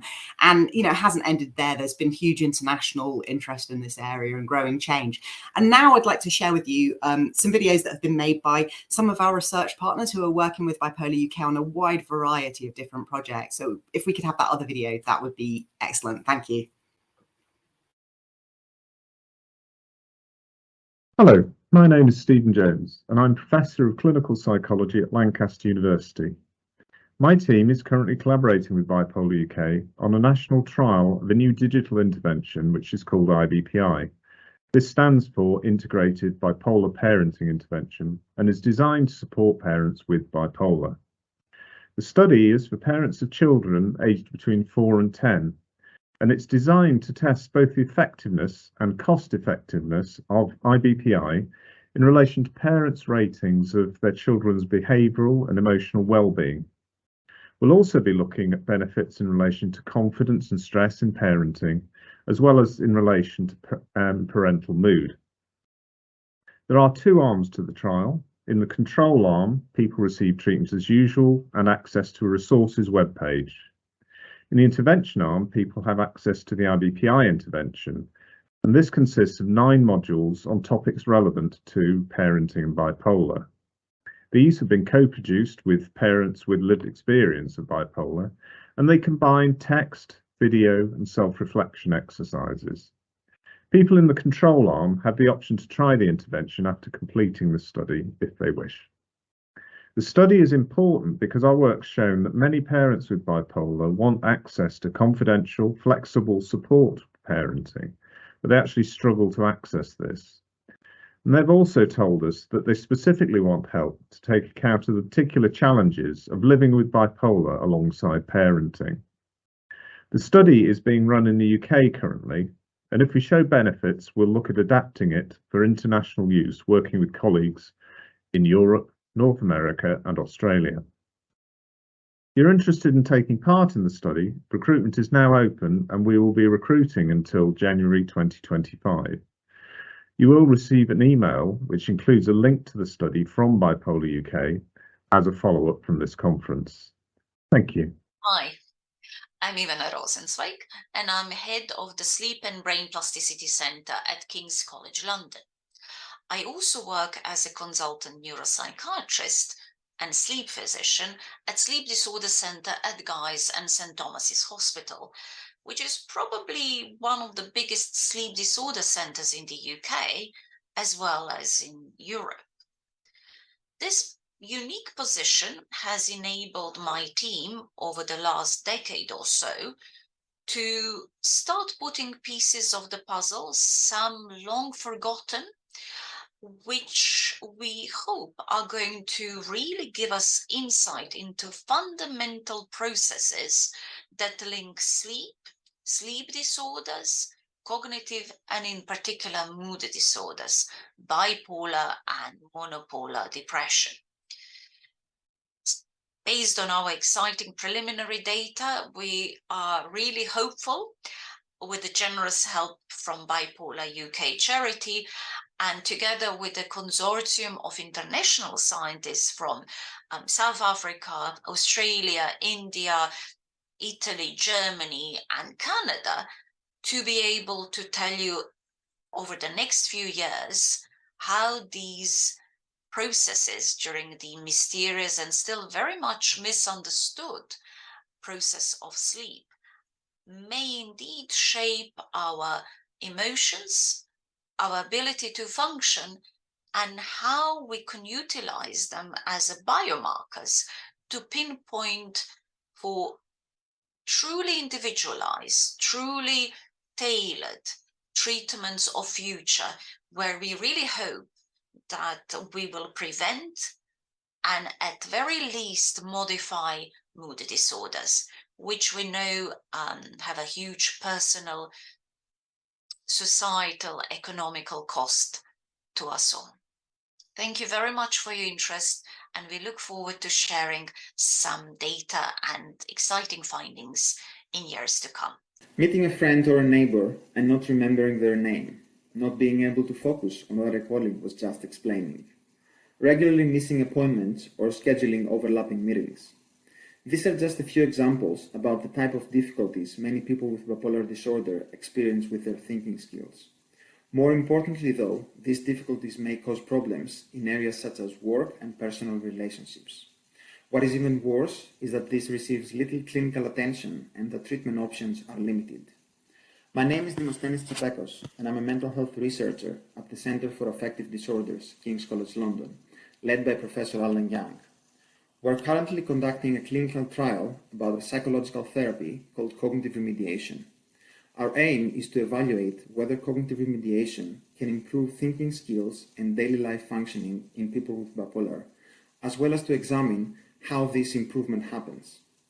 Anyone with a bipolar disorder diagnosis, aged 18 to 65, who is currently free of acute symptoms, is welcome to take part. This involves a few phone calls and 3 visits to the research site over 6 months. We want to recruit 250 participants in London, Oxford, Birmingham, and Newcastle. Half of them will be randomly allocated to receive the cognitive remediation therapy for 12 weeks, while the rest will simply continue their usual care. As a research partner in this project, Bipolar UK is not only helping us to identify potential study participants, but also to engage the wider bipolar community with cognitive remediation. We believe that this therapy has the potential to fill a gap in the clinical management of bipolar and truly help people struggling with their thinking skills or their daily life functioning. Although conducted in the UK, The findings of our research will be clinically relevant across borders and will hopefully contribute to a future focused on long-term recovery of patients. Thank you. My name is Niraj Ahuja, and I am a consultant psychiatrist at the Regional Affective Disorders Service in Newcastle. I want to share news of an exciting new research called the ASCEND study, with Dr. Stuart Watson leading on the project as the chief investigator in Newcastle. It is funded by the National Institute of Health Research Health Technology Assessment Programme, and Bipolar UK are one of the collaborators of the study. Bipolar disorder occurs in more than 1.4% of population, with a reduced life expectancy by almost a decade as compared with general population, with an estimated cost of more than £6 billion annually. The depressive phase of bipolar disorder is much harder to treat, with a substantial burden on the sufferers as well as carers, with a poorer quality of life and a higher risk of suicide. Although antidepressants are commonly used for the treatment of bipolar depression, there's only clear research evidence for a combination of fluoxetine, which is an antidepressant, and olanzapine, an antipsychotic, in the US. The ASCEND study plans to compare a combination of aripiprazole, an antipsychotic, and sertraline, an antidepressant, versus quetiapine, an antipsychotic licensed for bipolar depression. The plan is to recruit 270 randomized participants from 10 centres across the UK over a 6-month treatment period. If the results of the study are positive, it will expand the evidence base for the treatment of bipolar depression. Thank you for your attention.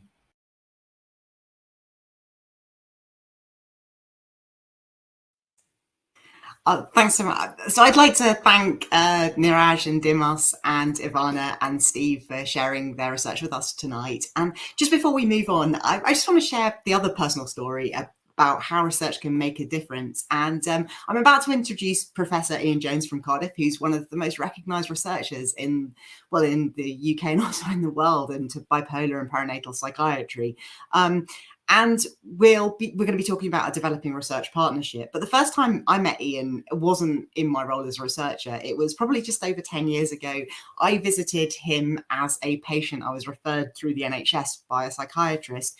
And I went to him for specialist advice about whether to try for a second child, as I'd had significant health issues with when I had my daughter and some other pregnancies. And so I went to Ian and his team at Cardiff. They've done vast amounts of research on how women with bipolar are affected in the perinatal period. And he gave me invaluable advice, which was based on this, about how to manage risk and illness if I did become ill while pregnant or after having a baby. And so I had this information from Ian and an advanced directive that I'd created, and I went ahead with it. And as Ian had predicted, I did become very severely unwell, in fact, both during the pregnancy and afterwards. But because of the planning I was able to do, we were able to manage this safely. And yeah, it's been extremely hard, but I made it through. And now we have a very happy and healthy 7-year-old in our house who's devoted to her older sister. And so I've really learned firsthand that research can help lead to better outcomes for people with bipolar. And well, it's an enormous privilege for me now to be able to work alongside Ian Jones, who isn't just a leading figure in bipolar research, but someone who's made a huge difference to my own life. Wow, Tanya, thank you for those kind words. It's really brilliant to hear that. Well, it's absolutely, absolutely true. Yes. And so, Ian, would you like to start by telling people a little bit about the partnership that we're trying to set up? Yeah, I'm absolutely buzzing with excitement about the prospect to work further with Bipolar UK. In my research group, the Bipolar Surgery Research Network and the National Centre for Mental Health have worked closely with Bipolar UK for many years. With Bipolar UK, fantastic organisation, click that donate button, give some money to them, because you're brilliant people. But we're so excited about this prospect of developing this registry of people with lived experience who are committed to hear about research opportunities. And we're going to be working widely with researchers across the UK and across the world to get research opportunities to people with lived experience of this condition. If you think we know everything that we need to know about bipolar disorder, if you think that we have all the treatments that we need, then obviously research isn't going to be important to you. But I suspect that most of you feel that we can do and we must do better. And that's why we need this community of people with lived experience, of clinicians, of researchers working together in order to make a difference. So I'm incredibly excited about this collaboration. Tanya, it's brilliant to work with you and your other colleagues at Bipolar UK to let people know about how they can sign up. And that's all people are going to be committing to, is to hear about opportunities to participate in research. We've heard about some of the fantastic projects that are going ahead already.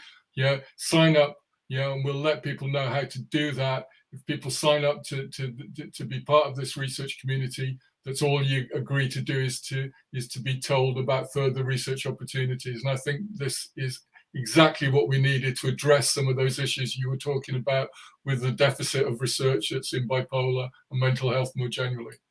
Oh, that's brilliant. I mean, thanks so much, Ian. And I think what's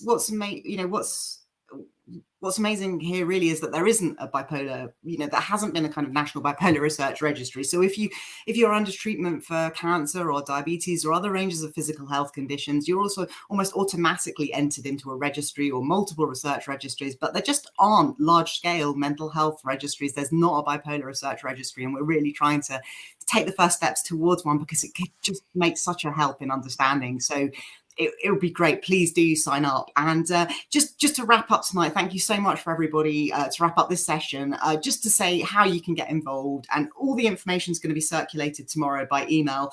But take a look at the research section on the Bipolar UK website, which is under expansion, but there's lots of information already there. Sign up to our e-newsletter. We regularly send out information about research. Email research@bipolaruk.org if you want any questions or express interest. Follow me on Twitter. I talk about stuff, and please do sign up for the research registry on the link that's been shown. And finally, before we have a very, very brief break tonight, apologies for overrunning, and just to say, well, please do, if please donate, because we'd love to be able to host another free online conference for everybody next year, and your donations are so important. Thank you. Excellent. Thanks, Tanya. Thanks, Ian. Thank you. Thank you, Tanya and Ian. That was amazing. Thank you for all of that and all the work that you're doing as well. And of course, your dedication and support to the charity. Thank you.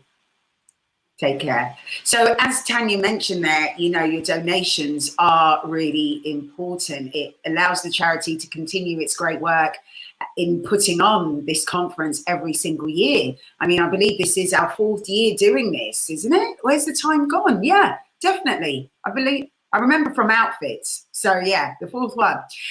So it's just brilliant that we can do this year upon year, but your donations is really what's pushing it through as well. So please press that donation button if you can. That's if you can. Of course, there are the polls that you can see as well at the bottom of the screen. I'll be announcing the results at the end. And also we have our word cloud. So I did ask you the question earlier, which is, what is the one thing that helps you or a loved one to manage bipolar well? My whole thing was sleep. That was my word that I submitted. I also submitted stillness, which just basically means just knowing when to stop. Knowing when to stop. Sometimes we all just go so fast, just knowing when to stop and gather the thoughts, man. That is definitely a big thing. So thank you to everyone who's spoken so far, all our contributors. You've been amazing. We're going to take a 5-minute break now. So grab a coffee or cup of tea, make it herbal, glass of water, whatever tickles your pickle, and join us back in 5 minutes. We have got some big conversations. Nadia Sawala and her husband Mark Adderley will be in conversation with Dr. Nick Pryor. They'll be discussing the impact of bipolar on relationships, and then we'll also have Emma Bell, fellow Bipolar UK ambassador, alongside Bird Girl, Maya Rose, and Kaylee Llewellyn. They're going to be talking about parenting and bipolar. And then we've got our main event with Frank Bruno and Alistair Campbell in conversation about living well with bipolar. We are fully live and interactive. You can tweet us at Bipolar UK. Is it bipolar_UK? I think it is on Twitter. Thank you to those who've been tweeting. Shout out to Tom and Claire and another Claire, and to Matt as well. They've been sharing their stories. They've been sending lovely messages on Twitter. So do keep them coming in. Thank you so much. We'll see you in 5.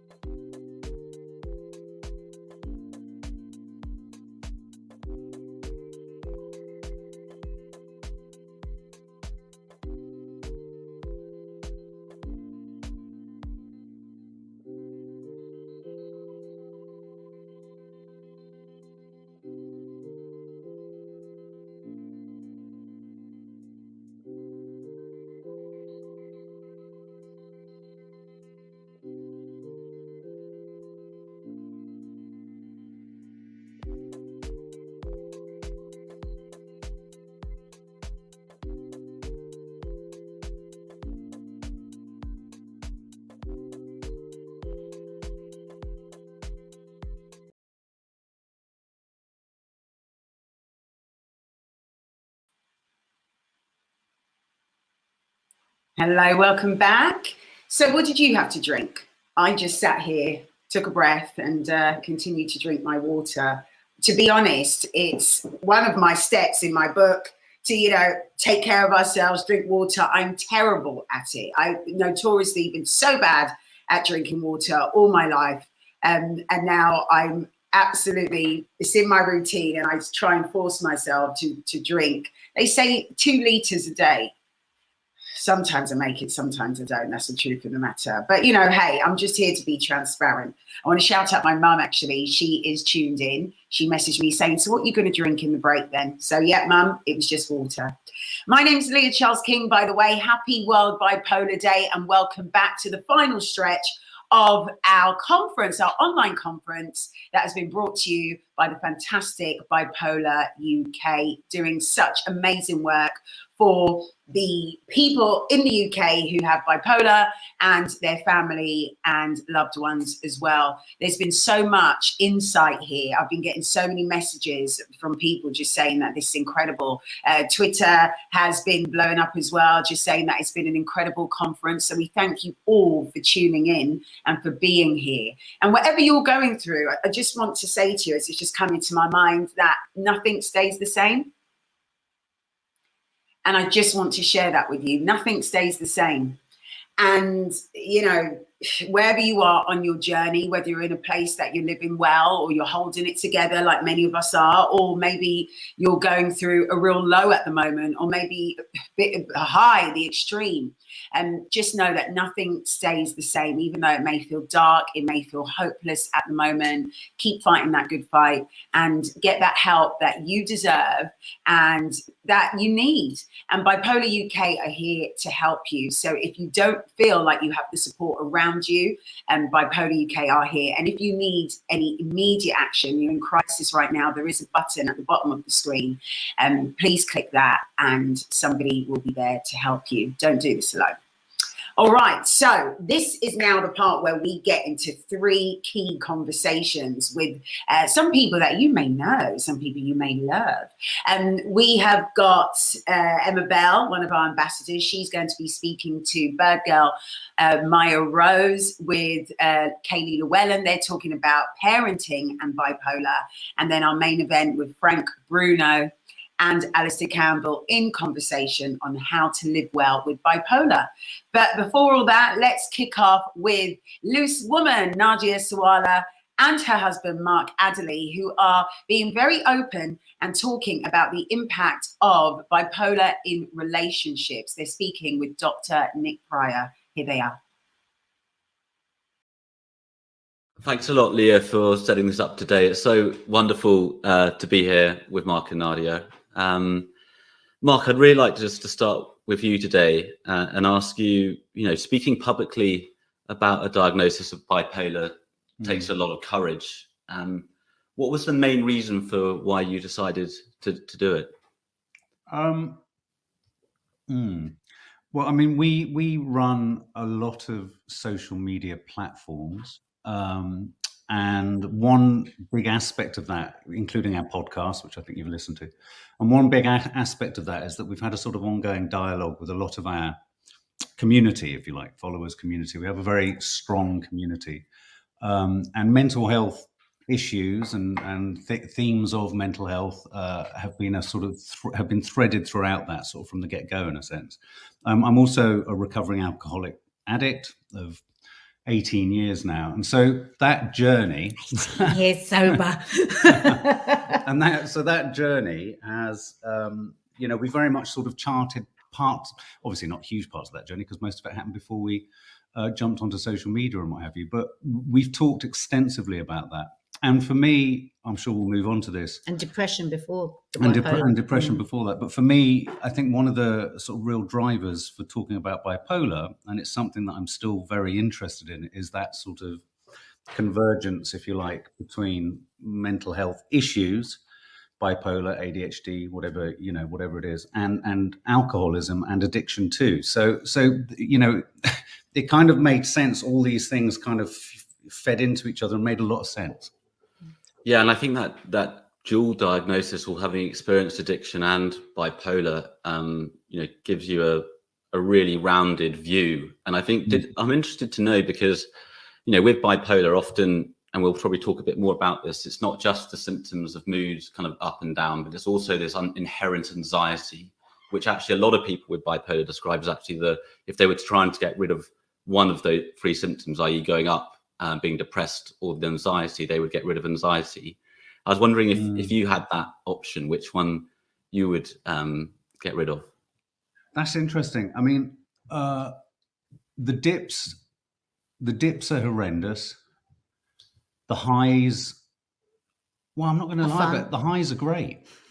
The high, you know, I mean, they're great, but there's an exhaustion that comes out of them, and there's a strange, I don't know if this resonates for you, there's a strange sort of feeling like you're on a roller coaster, which you're kind of there, kind of driving it, but you're not really there driving it. You're sort of one step removed from this sort of hyper state. The dips I could do without, but I'm really pleased you said that about the anxiety, because it's something I haven't really talked a lot. I've thought about. I'm in a constant state of anxiety, and it's absolutely exhausting.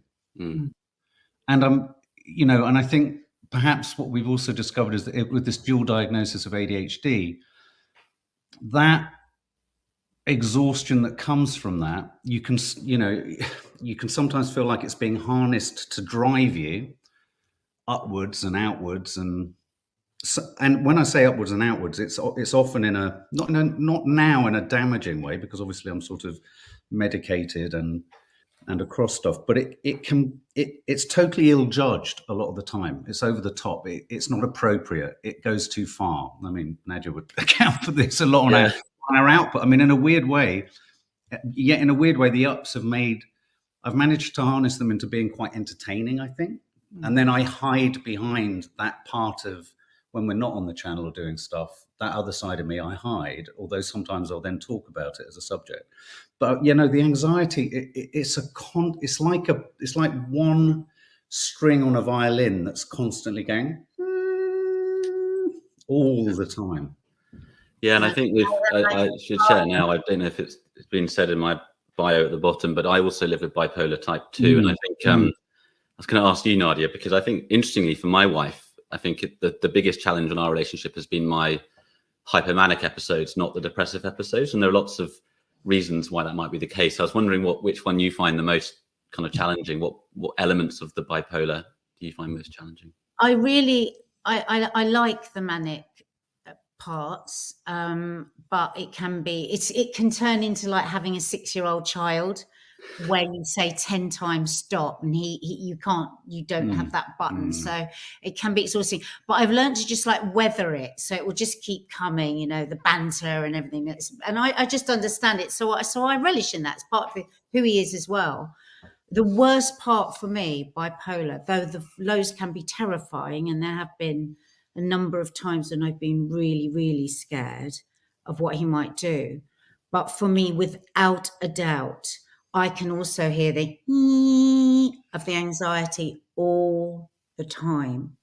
And it's exhausting for all of us, because it's like I always say to Mark, it's just so painful to watch someone that you love so much and I admire so much. And Mark, I always say, he's going to get embarrassed now, he can just talk to anyone about anything. He's got an incredible brain, which I adore.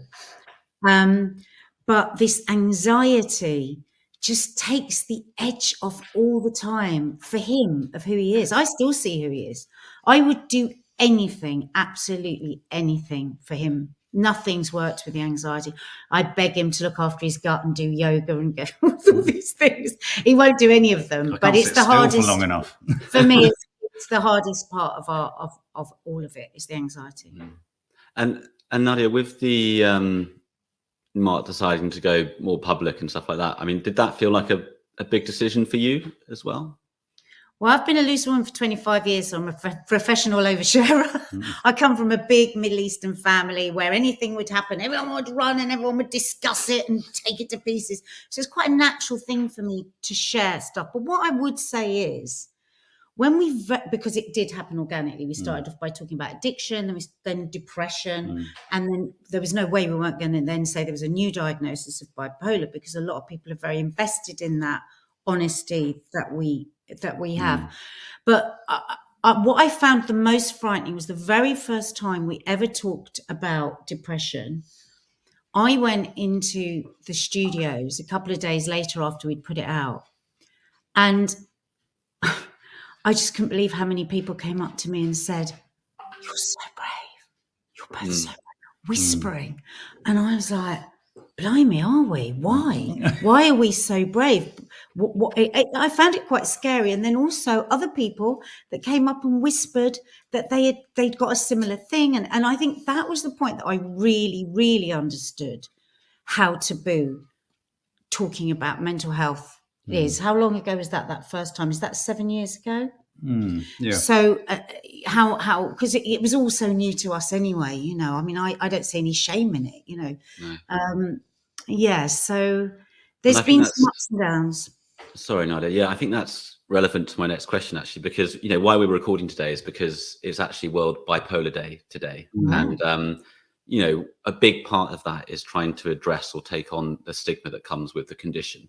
And how important, I'm interested to know, is how do you think the public, it is that the public really understand what bipolar is and isn't. And I think for me, when I reflect on my understanding of bipolar as someone who had a mother with bipolar type 1, I've lived with bipolar type 2, I'm a psychiatrist professionally, and I'm still constantly amazed at how I can come across things that I don't understand or whatever, because it is the mind ultimately that makes us human. It's the 9 billion neuronal connections in the frontal cortex that means that, you know, how I behave is going to be different to how you behave, Mark. We might have the same diagnosis, but there's going to be lots of subtle nuances to how we actually kind of present our bipolar. Do you feel that you've been well supported in terms of trying to understand the bipolar, coming in quite recently in terms of public services and support?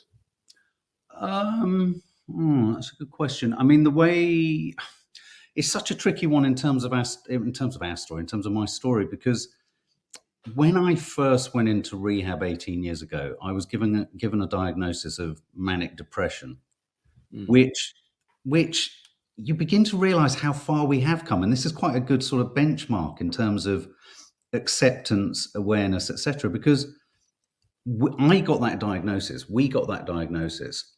This was 18 years ago, and we didn't even think to look into it. We immediately we literally just dismissed it. Just went, oh, right, whatever that is. I mean, we can't believe that now. And so when Mark got his bipolar diagnosis, and a friend of ours, actually it was our homeopath, said, "Well, you had this diagnosis 18 years ago." I was like, right, bloody hell. Because, and I think it was extraordinary. like, I can't we believe just that. went, manic depressive. No, you're not. And we moved on.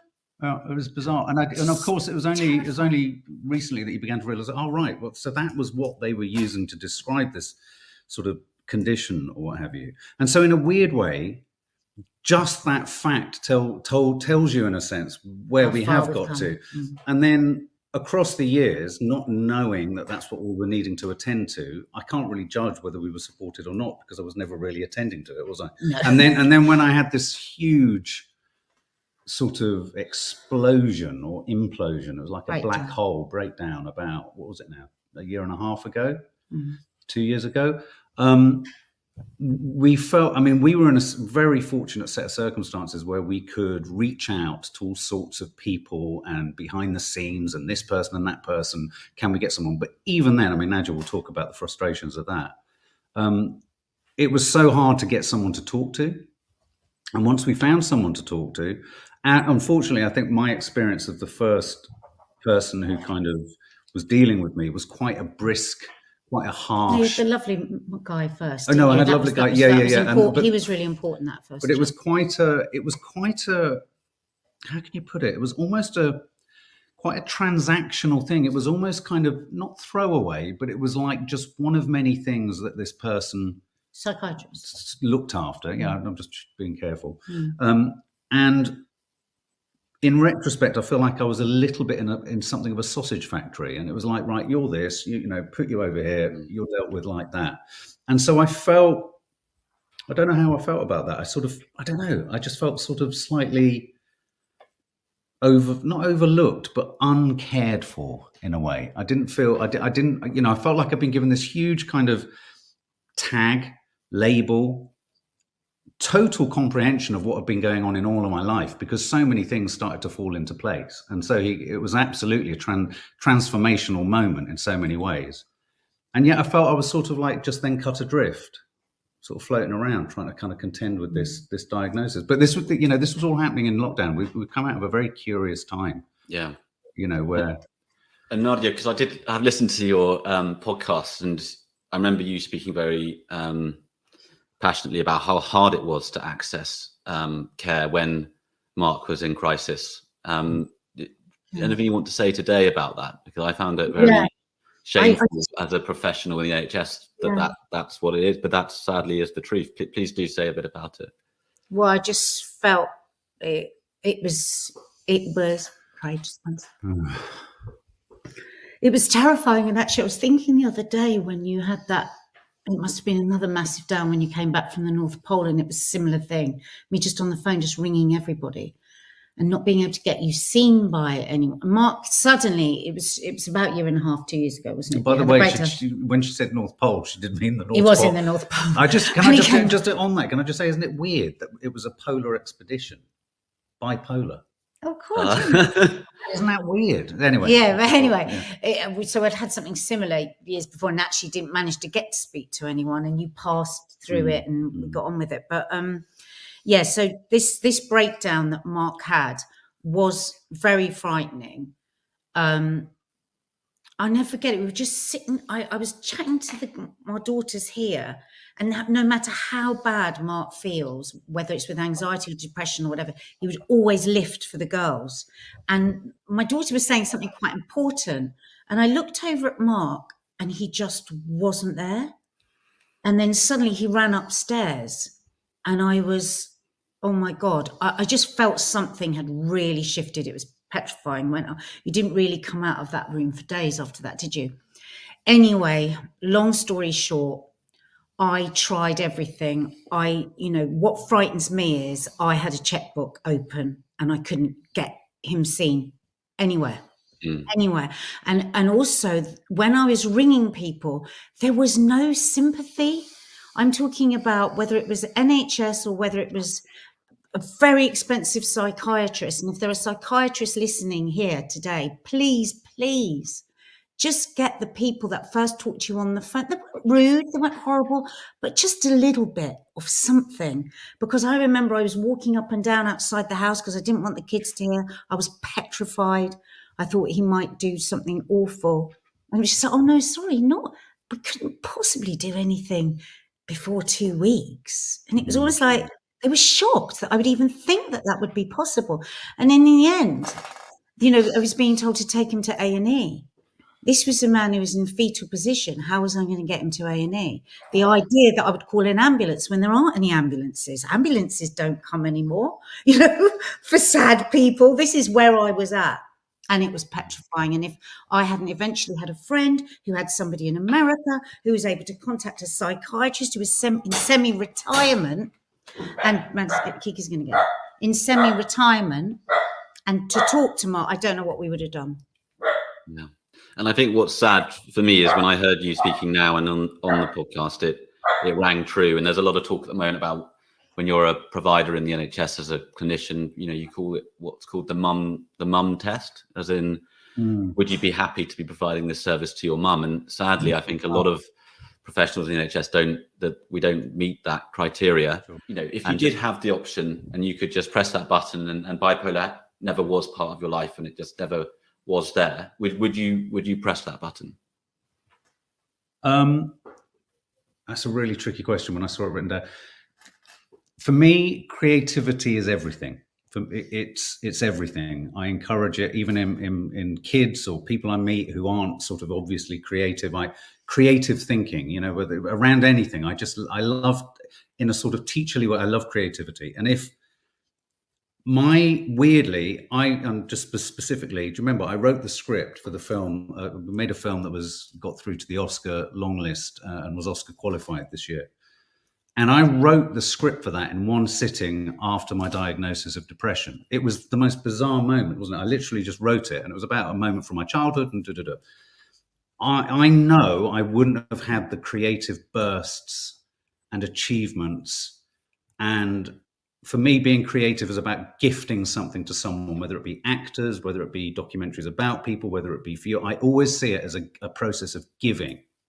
And I couldn't imagine my life not having done that, because it kind of allows me to give back when I don't actually feel like I can so much of the time, in day-to-day life. I feel like too often I'm taking, and that would make me say, yes, I wish I could switch it off. But then there's the other side of it that makes me feel I can give back, and I've had such joy in those moments, and I've seen the joy that it's given to other people. So probably on balance, it would be a no. But, I think...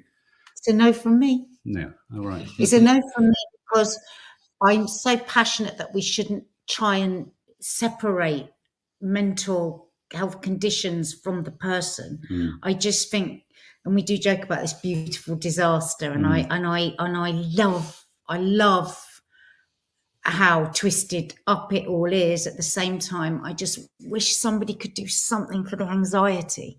That's the thing. That's the thing. And I can't separate bipolar, ADHD, anxiety from you, because I love you, and none of us are perfect. I mean, the final thing I would say on all of that is that it's exhausting. I'm sure you relate to this. It's totally exhausting. And often when I'm in a hypermanic state, and Nadia will sort of say to someone, oh, you don't have to live with them. I mean, my line on that is, you can all leave the room. I can't. It's like I've got to stay with myself. Yeah, that's true. Which is an absolute effing nightmare. Well, on that note, I mean, it's been such a pleasure, Nadia and Mark, to speak to you both. I hope we get another chance to speak again. And I just wanted to say to your wife dinner. That's what I'm going to do. Yes. Hi, welcome back. So do you know what? I absolutely love that conversation because it was so open, it was so honest, and it was just so candid. I love Mark and Nadia's relationship, and just how you could just see the love there. You could see the love between them, and how, Nadia supports Mark, how she can sort of see beyond the bipolar. She just sees him. She loves him and he loves her back. And it's just wonderful to see that in a relationship and for it to be just so strong. I found it very inspirational. So thank you to Mark, to Nadia, and of course to Dr. Nick Pryor as well. That was fantastic. And thank you for your donations. They keep coming in and we are so grateful. It helps us to put on, the conference each year as well. Also, don't forget the word cloud and the polls. You can see them at the bottom of the screen there. And if you are in crisis, there's a button that you can press that you could be signposted to some help as well. And just a big thank you and shout out to all of those who are tweeting and following me, but also just tweeting online. So keep that coming in at Bipolar UK. My name's Leah Charles King. As you know, it's great to be here for the 4th year hosting this and, hanging out with you guys. Some of the messages coming in are just incredible. People are saying, they have always felt that they've struggled with this alone, but just being at this conference has given them a hope that they realize they're not alone. And actually there's a community for them to tap into, and that community is right here. And that really touches me because it resonates. I felt so alone when I was first diagnosed for many, many years. And those of you who knows that I kept that a secret for the best part of 10 years. I only came out in the last 3 years, and I haven't looked back because it's changed my life. Just owning the condition and not letting the condition own me it's changed my life. So, I recommend it in many ways, but of course, there are ways that you can live well with bipolar. And I tell you how, because Frank Bruno and Alistair Campbell, they're going to be coming up very, very soon. They're going to be talking about this. And I've also released a book today, just for you guys. It's free for World Bipolar Day. Literally, I did it for you. So please go and grab it. The information, oh, it's there. Look, there it is. There you go. Hopefully I'll screenshot that and put it on my social media. Thank you to the guys here. So, all right, let's get on to the next one. And the next chat, the next conversation is with Maya Rose Craig, who's also known as Bird Girl. I keep calling her Bird Girl Maya Rose, right? She is 20 years old and she is British, Bangladeshi, and she is an environmentalist. She's a diversity activist. She's an author. She's an ornithologist. What is an ornithologist? I need to go and Google. It's probably something really obvious and I don't know, so I beg your pardon. She's a speaker and a broadcaster. And Maya's 2022 memoir is called Bird Girl, and it recounts her unique adolescence and the family struggle to support her mum, Helena, who was living with undiagnosed bipolar for many years before getting a diagnosis. So check out that book, Bird Girl. It definitely sounds like something we can relate to. And many of you, as I mentioned, are sharing your stories today on social media, putting bipolar on the map. That's what this is about. Let's raise awareness. Let's normalize the conversation. Let's beat the stigma. And ultimately, let's live well with this condition. Kaylee Llewellyn is joining the conversation. She's the creator of BBC Three's BAFTA award-winning In My Skin. I remember that. A drama where 16-year-old Bethany is juggling sixth form and supporting her mum Trina, who's living with bipolar. Other recent writing credits include Killing Eve and Chloe, and Kaylee's mum lives with bipolar, so that's why she could talk about this. And last but not least, Emma Bell, who is an ambassador for Bipolar UK and the host of the podcast series Let's Talk Bipolar. I've been on that. I love Emma Bell. She's incredible. Emma is 41 and she was diagnosed with bipolar 11 years ago following a breakdown, so quite similar timeline to me.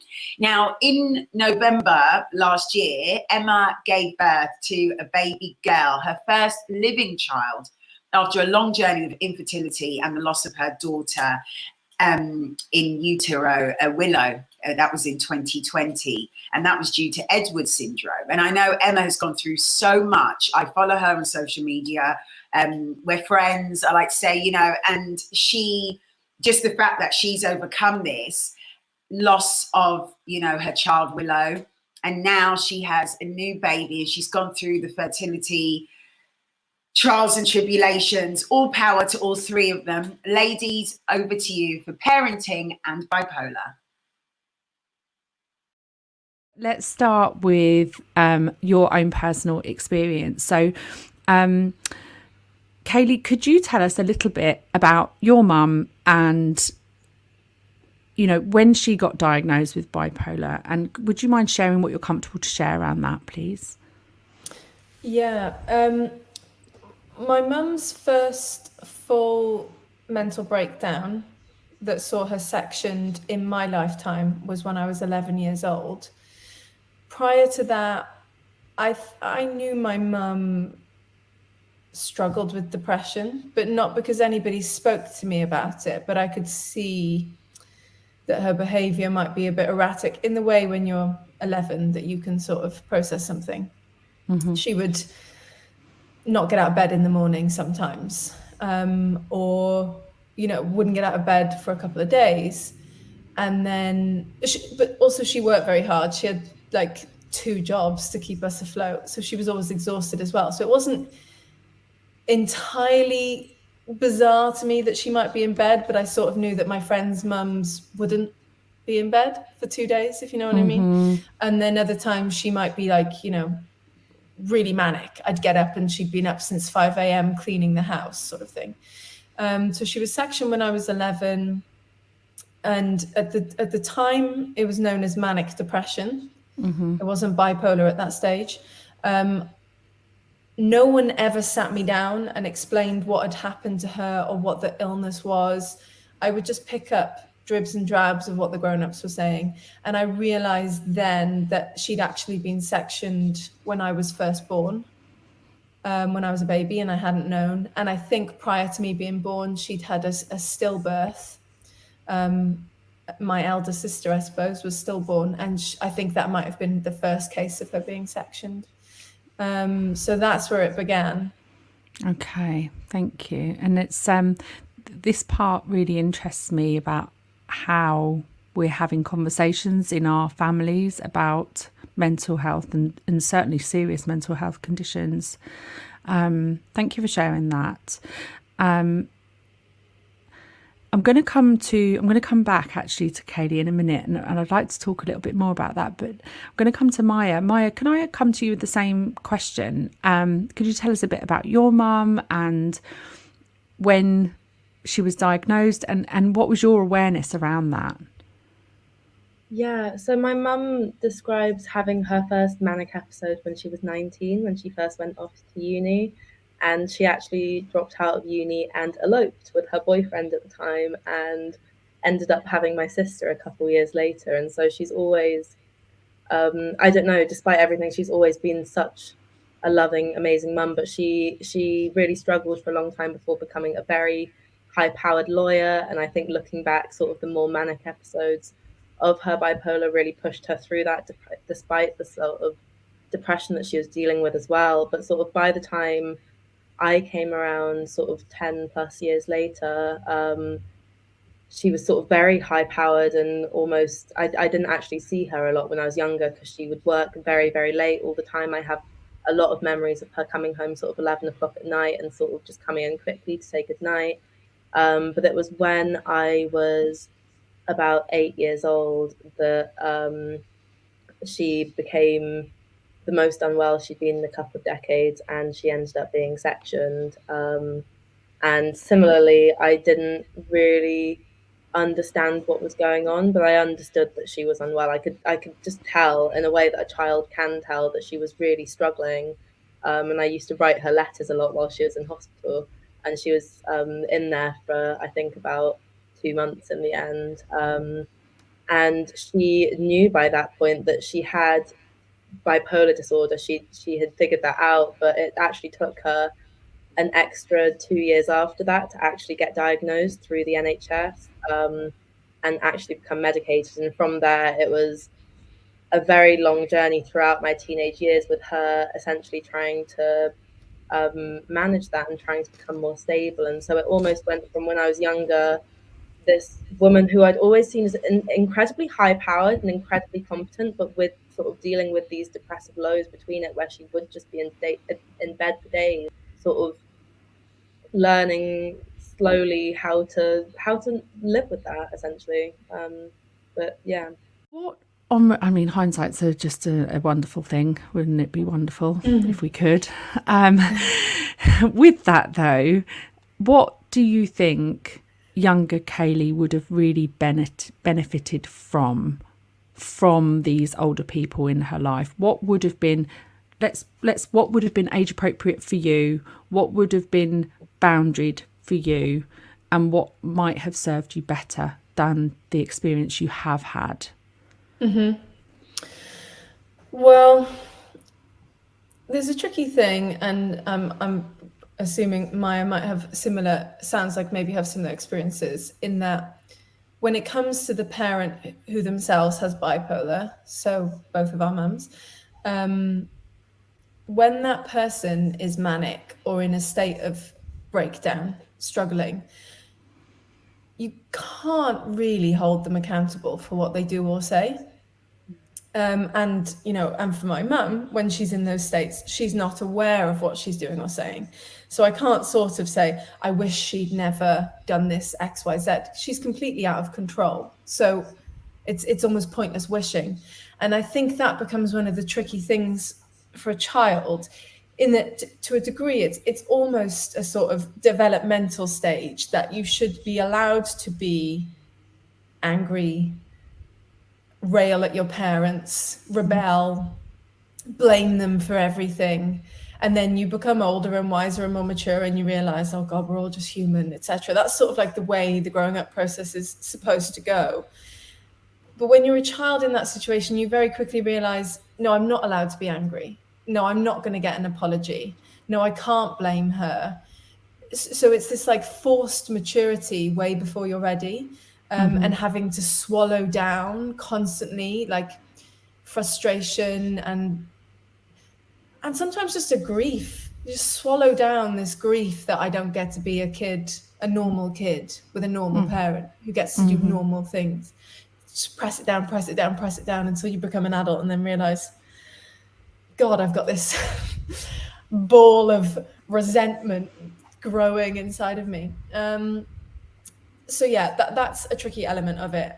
But as you say, hindsight's 2020. So looking back, I was never going to get anything from my dad, who was, I think he had his own mental health issues, but also just abusive, alcoholic, drug addict, whatever.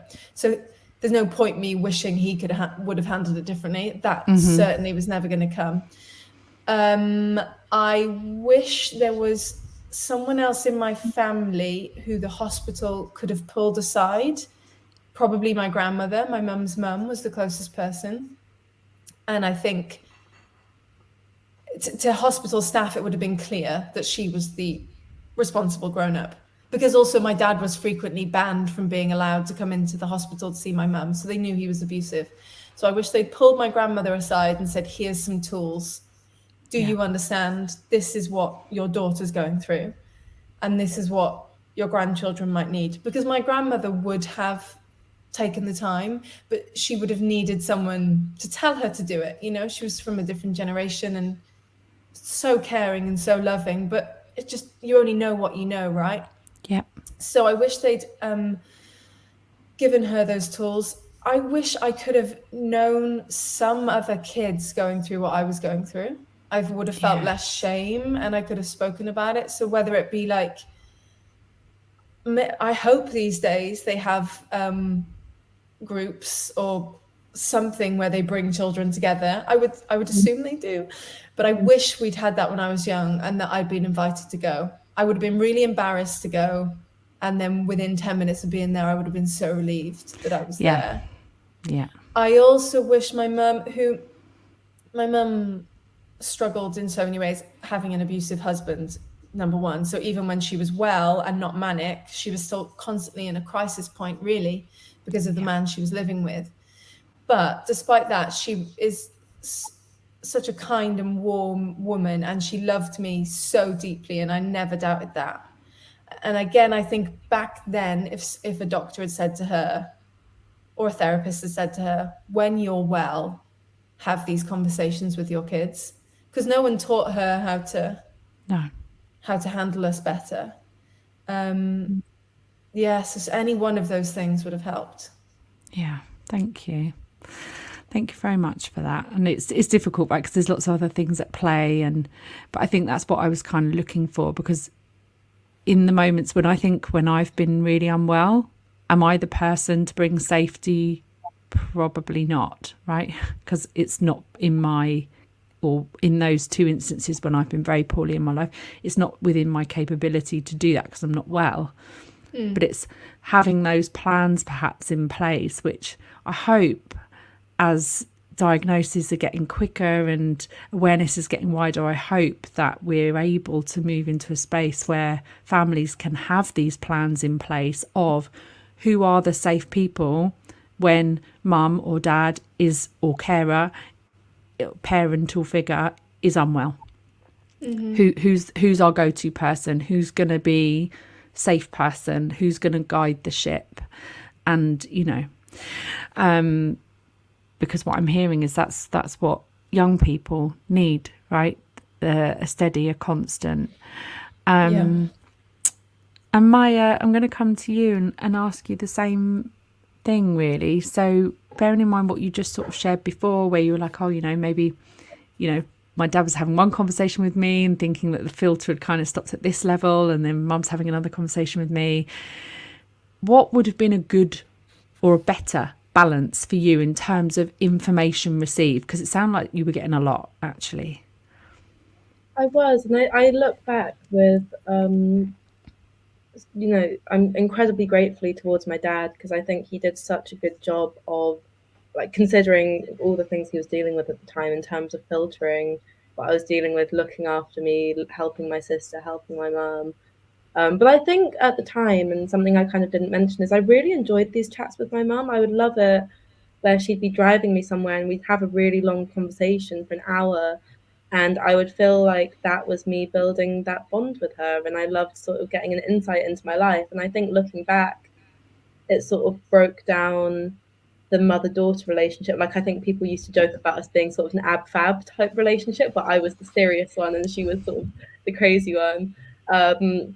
But it also meant, because we both had massive tempers, that we'd sort of really clash. And I was sort of this very angsty young teen, and she would get just very angry sometimes during manic episodes, and sort of we'd end up having these massive screaming matches, and we'd come away from them and we'd just sort of get on with our lives. And it would probably be my dad really who sort of got the brunt of those, really, because he was the one who couldn't cope with that out of the three of us. And I remember probably the worst one was when she was driving me like to Girl Guides, and we had this massive row, and I just sort of went, okay, then let me out the car. And she went, okay, I'll let you out the car. And we did, and we would just clash heads like but I think for me, looking back, that was almost part of this sort of pushing the boundaries and seeing how far I could. And eventually she did sort of go like, actually, no, that's enough.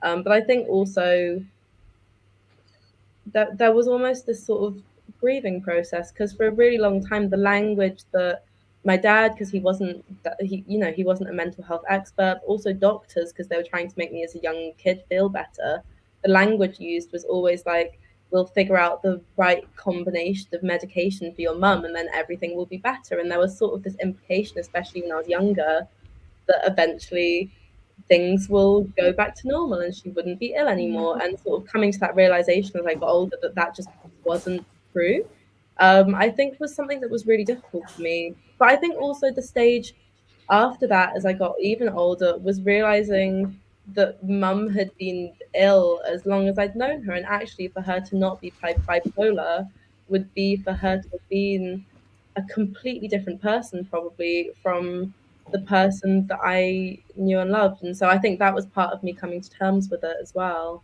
But I think in theory, a lot of the right things were done. They tried to stick me, the NHS tried to stick me in sort of CAMS therapy as soon as they found out what was going on and things like that. And as a 10-year-old, I was having none of it. I refused to talk, I think, during the sessions, because I just thought it was silly. I didn't want to talk about my feelings. I wanted to have my parents. And so I think also it is just allowing kids to feel their feelings and come to terms with things at their own speed, while also just supporting them and being there for them, which I think is kind of what being a teenager is like anyway, let alone with the extra factors on top of it. I'd like to close on just a parting thought from each of you. If you could give a pearl of wisdom to a parent, so me perhaps, maybe I'm doing this very selfishly, but no, and lots of people watching this live with bipolar, right? And they are parenting. What would be a one piece of advice you could give a parent in terms of parenting, people like you, but we're here with bipolar and we're supposed to be your safe guided ships. What can I do as a parent for my child? And I'd love to hear one thing from each of you. Who'd like to go first? I would say secrets are toxic. Mm-hmm. And even if it's well-meaning, when you try to keep things from your children to protect them, they know something's going on and you are subliminally telling them this is shameful. Mm-hmm. It should be kept a secret and it should take place in the shadows. And that is the worst thing you can instill in a child. Instead, bring it out into the light, air it out as soon as you are able and ready to do it from a calm place, and a measured place. Put the sunlight on it and say this is something we can talk about freely. Thank you. And Maya? Yeah, I'd agree. I think children are able of understanding far more than maybe adults give them credit for. And I think also the practical reality as a parent with bipolar is a parent with bipolar, and there's no magically getting rid of that. And so it's instead helping your child build an understanding of what you're struggling with as well, and allowing them to see you as a human who is dealing with things. And I think in the long term, that's how you build sort of a positive understanding relationship, as well as helping them to, you know, understand what you might be struggling with. And so I think just, you know, that communication, that trust is just critical. Thank you. And then I suppose the one thing I might like to say is, because I've given this a lot of thought, is for me personally, I want my daughter to know that, yes, I live with this, and it's not your job to look after me. And we have these adults around us that are going to look after mummy and you, and it's not your responsibility. It's my responsibility to let you know what's going on, and it's not your responsibility to kind of take all that as yours, right? We're still going to make sure you're looked after. So for me, because I've had a long time to kind of think about this, I'm 41, you know, before I've had a living child. So so I hope this conversation has helped everyone that's watching. Thank you so much, Kaylee and Maya. I'm so grateful, and it's a deeply personal conversation for you both, I know, and it has been for me too. So thank you very much. Thank you. Thank you so much, ladies. That was an incredible and very important conversation.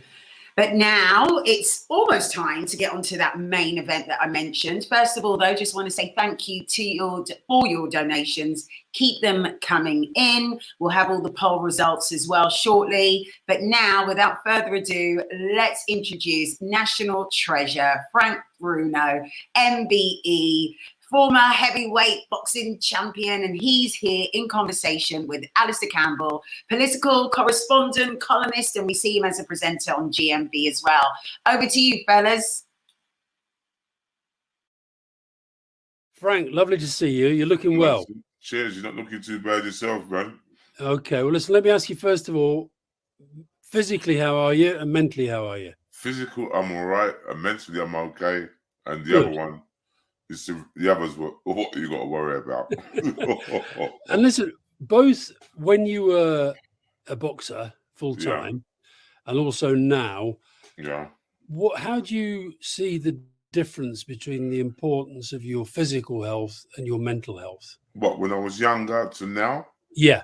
When I was young, I went to a ball school, so we was very, very athletic, football, rugby, canoeing, camping, etc., etc. So we didn't really have time to think about bipolar or whatever we had. You know what I mean? If we had a problem, you know what I mean, we'd sort it out. The teachers used to, if we had a problem with a tutor, we go in the gym and put the gloves on, punch the granny out of one another and go back and shake on it, you know? Yeah. And did you feel that boxing was like doing you good physically and mentally? Very, very good. I started when I was about 8, stopped when I was about 12, went to ball school, left ball school at 16, and I carried it on then. And what do you think boxing gave you in that, in terms of your, because you got bullied? I mean, I've read your book, the new one, and I was surprised to read that you got sent away to this special school, and you actually got bullied quite badly there.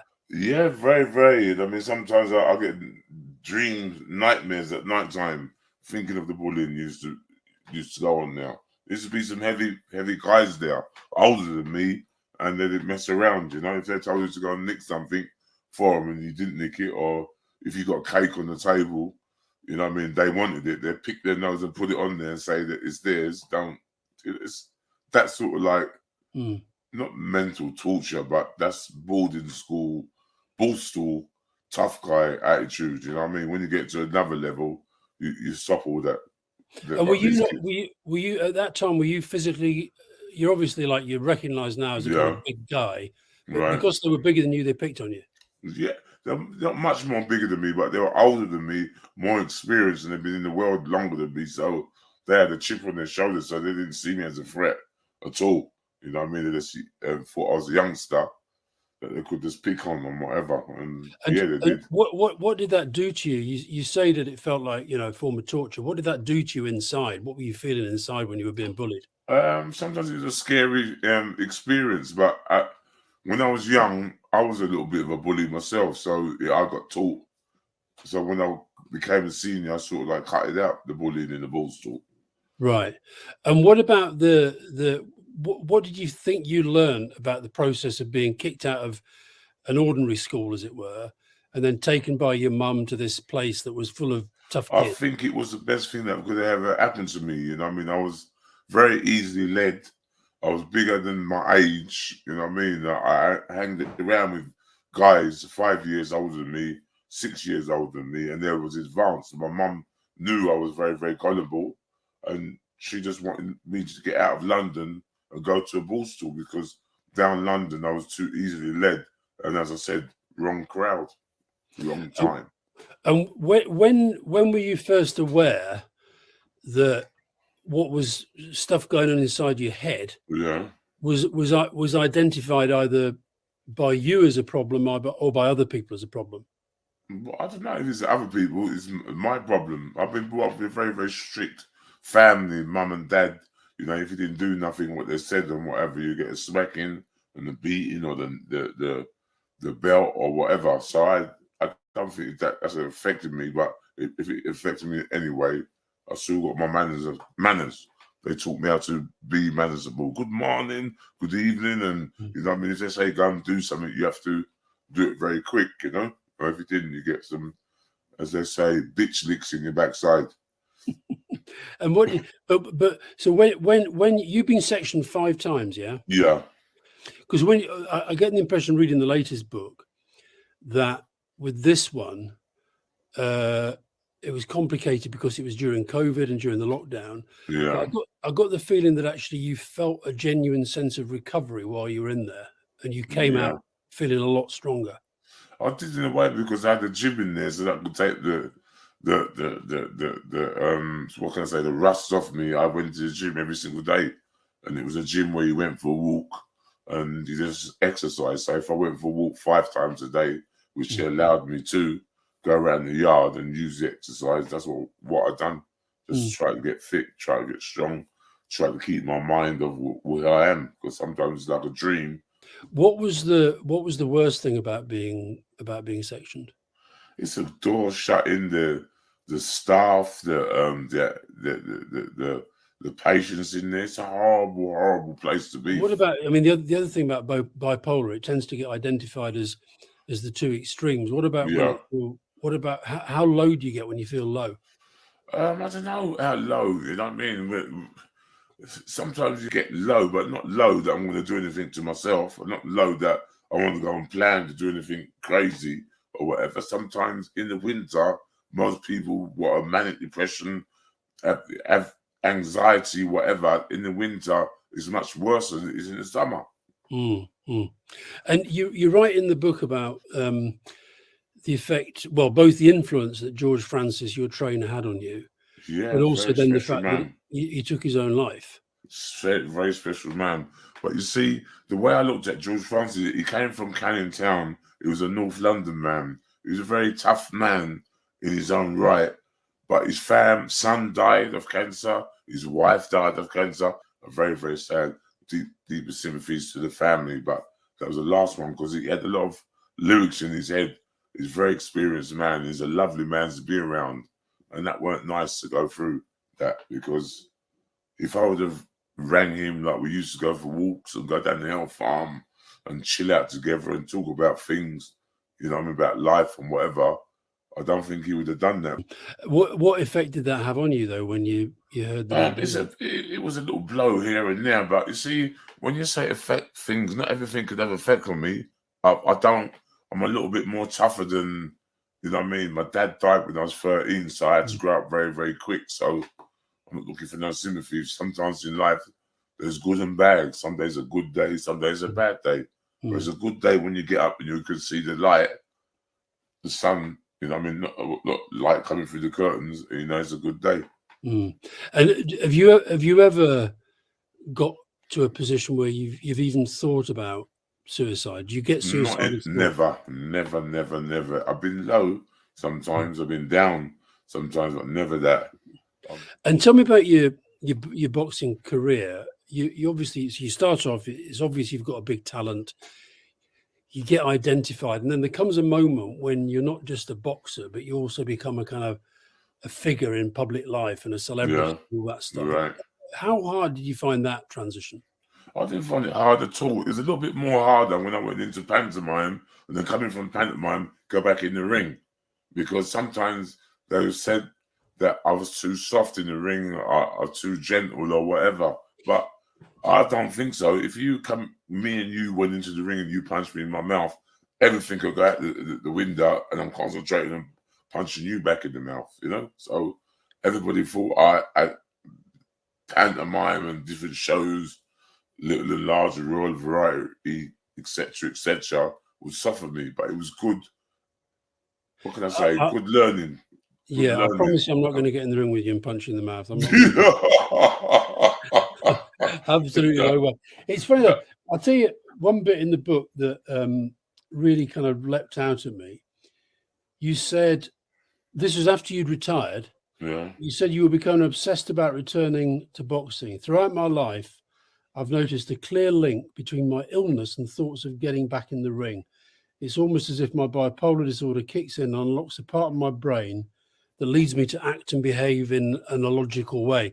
Yeah. Is it very hard? Is that because it's hard to leave something when you've been right at the height of it? It's hard to leave it, but most boxers want to come back. They feel like they get more older. They feel like they're more wiser. They feel as if they could look after themselves in the ring. You know what I mean? And beat what is around today. What do you? But like, what age do you have to get to before you actually say to yourself, "Do you know what? I couldn't do that again"? George Foreman done it at 40, borderline 50. There's Evander Holyfield, 61, 62, what is still boxing now. There's Mike Tyson was thinking of coming back, or is back at 54. Larry Holmes came back. He was about 50, 60, or nearly 70 years of age. You know what I mean? There's a lot of people out there, you know what I mean, what have done it and come back fine. What and what does looking after yourself mean to you? What are the kind of key components of that?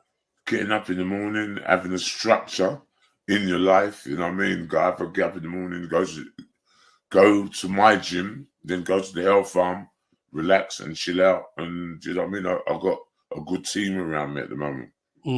And so how do you actually spend most of your days in terms of what you know? I'll get up about 3 to 4 this 3 morning. to 4?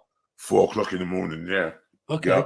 Yeah, and I went to the gym. I've got a wicked gym downstairs, punch bags and a lot. Have a little hour session or hour and a half, depending on how I feel.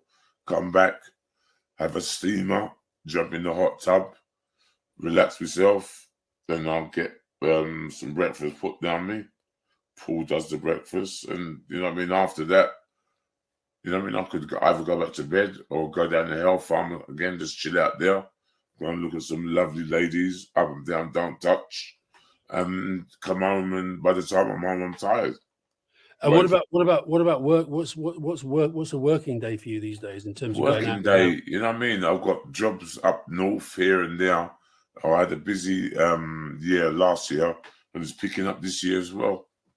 And is that in the kind of just out public appearances and talking? Public appearances. I've been doing a lot of signing of the books and whatever. Yeah. And what's your relationship? How would you define your relationship with the sport of boxing these days? My relationship, I've always been in love with boxing because boxing has been my saviour. It's been my thing that I set out from 8 to achieve my dream. It's been everything for me. Boxing has taught me how to survive, taught me not to be a bully, you know what I mean, have respect for my elder folk and whatever, and just carry on with life. It's nice to keep. You've been a boxer, but I still look after myself. When you've talked a couple of times about the importance of good diet and good sleep. Yeah. So if you're getting up at 4 in the morning, what time are you going to bed? What time I go to bed? Yesterday I went to bed about 10 o'clock. Okay. Yeah. So you got about 6 hours sleep. Yeah. Is that enough for you? Much enough for me. Sometimes I get 2 hours sleep. I do a lot of meditating, and sometimes you just get 2 hours sleep. Oh, wow. That is good enough for me. Right. And what about your diet? Tell me about your diet. I eat just some food, you know what I mean? Pasta, That's just any sort of like food, what is good for you, but mainly You pasta, eat healthy food. rice. Yeah. Paul cooks a good meal, so you know what I mean. Whatever meal you want, I could have it there. Right, and when you're out and about, are you conscious the whole time? Is it like a mindset to think about? I've got to think about my sleep. I've got to think about my diet, or is it just sort of so ingrained in you? Because I've got to say, you look in great shape. Cheers, thank you. You know what I mean? It's just natural. Sometimes it's happened. When I got divorced, I was living by myself. When I got divorced, I went down to the health farm, the Champions Health Farm, stayed there for about 7 years. Been in this house I am today. I've been in this house now for 15 years, and I love it. Right. And so is that kind of where you feel? Do you feel sort of safe there the whole time? We're at the health farm, not here. Oh, the house. That's your base. I feel safe, but no, I like to get out and go down the health farms. I've got about 6 health farms, and I'll go to each one and chill out there sometimes. They look after me very well. Right. Purges, and when you're doing your workout in the gym in the morning, talk me through a kind of typical. I've got a gym. I've got a running machine. I've got a rowing machine. I've got a bike. I've got punch bags. I've got the ropes. I've got kettles. Not the kettle that you make a cup of tea with, but kettles that you use for your muscles and sit up benches and do all different things. It depends how I get up in the morning. But I just go in my music room, get myself all warmed up, turn on the heater in the gym, play some tunes, stop the tunes, and go in the gym. And I either work very hard. When I come out the gym, there's a bag outside there. I punch the bag. Like I'm thinking of someone I don't like, and get out the bag and jump in the hot tub, have a sauna. You know what I mean? Wash yourself, dry yourself down, and get ready for where you got to go. And Frank, tell me so when you're in the gym or when you're in the car or when you're walking around, what sort of music are you listening to? I listen to any sort of like music. I'm a frustrated DJ. Every time I get up in the morning at home, I've got to go in my DJ room, play some tunes to get myself mentally in the right frame of mind to go in the gym. The gym's next door to my music studio, which I just got it soundproof recently, and I love music. For me to say I love this specific music is wrong. I just love music in general. Any sort of like music. All right. So what tell me, give me some of the tunes that you played this morning then. Mary Poppins. No. Yeah. Mary Poppins. The Hills Are Alive. ABBA. Okay. Bob Marley. ABBA. Yeah. Shabba Ranks. It depends what mood I'm in, you know what I mean? Pavarotti. Play anything. You know what I mean? I mean that rudely, but music is beautiful when you relax your mind and enjoy it. So music is the food of life. Excellent. Did you enjoy the program you made with Mike Tyson? I did enjoy the program, and there's another one coming out, not of Mike Tyson, but I can't really say too much. But yeah, I did enjoy it. I did enjoy how quick we had to go flying there, do what we had to do, and fly back straight away. We never had time to look about the place. Right, but what did you get out of kind of, because obviously you know him best through sort of fighting him, right? And then suddenly you're in this very different set of circumstances. And I read the transcript. I mean, it was a very kind of personal conversation about each other, wasn't it? Your mental health, his mental health. So tell me a bit about that. More than me. He's been sectioned more than more than me. But at the end of the day, it makes no difference. It was very chatting to him, very good. He was very calm. He was very, very chatty, and he was very, very relaxed. You know. And what's the when you are in that sort of situation where you're with somebody that what's the difference in going on inside you between being in a ring with somebody and being outside a ring years later? How does that relationship kind of develop? I don't have a relationship, you know what I mean? It's only platonic. There's no tongues or anything like that. But I'd be very shocked if there was. But if it must be an interesting dynamic though. To you know the guy because you want to knock him out. It's weird. I met Tyson the other day, and I met Lennox Lewis in Jamaica recently, and whatever.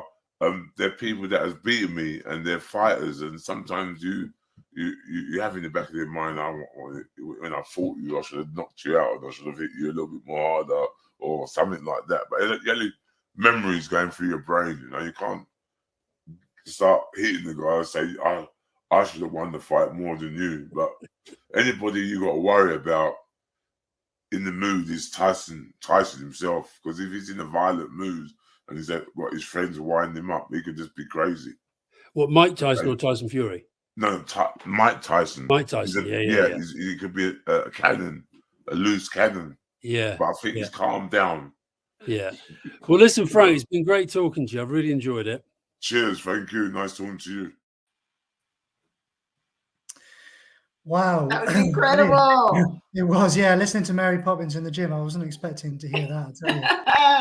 Exactly. You would not expect that from Frank Bruno, but that was incredible. Thank you to the legend who is Frank Bruno and Alistair Campbell. I know that, you know, they have put in great amount of effort, just like everybody else in the conference, haven't they? I think it's been fantastic, Simon. What do you reckon? No, I've loved it. I've learned so much tonight. All the speakers have been amazing. So a big thank you to all of them, and to all the audience who have been here as well and stuck with us, which has been brilliant. Just thinking, I mean, it's just really brought out. I mean, I need to go out and get Frank's book, but certainly he really experienced childhood trauma, didn't he? And that must have been a trigger for his bipolar. But he's looking in fantastic shape now. I mean, I really hope I look as great as him as well. He really is. So Simon, I know we don't have long and we have run over time just a little bit, but I just wanted to quickly do a bit of housekeeping my end, and that's to wrap up those polls. Absolutely. You do the polls, and I'll talk about giving all the thank yous at the end as well. So you do the polls. Okay. So have you got the numbers? Have you got the numbers first? Do you want to go first? Yeah, let's do that. So what was the first part? I'll go with what you guys go with. So we're getting the results on screen to see an answer to anything.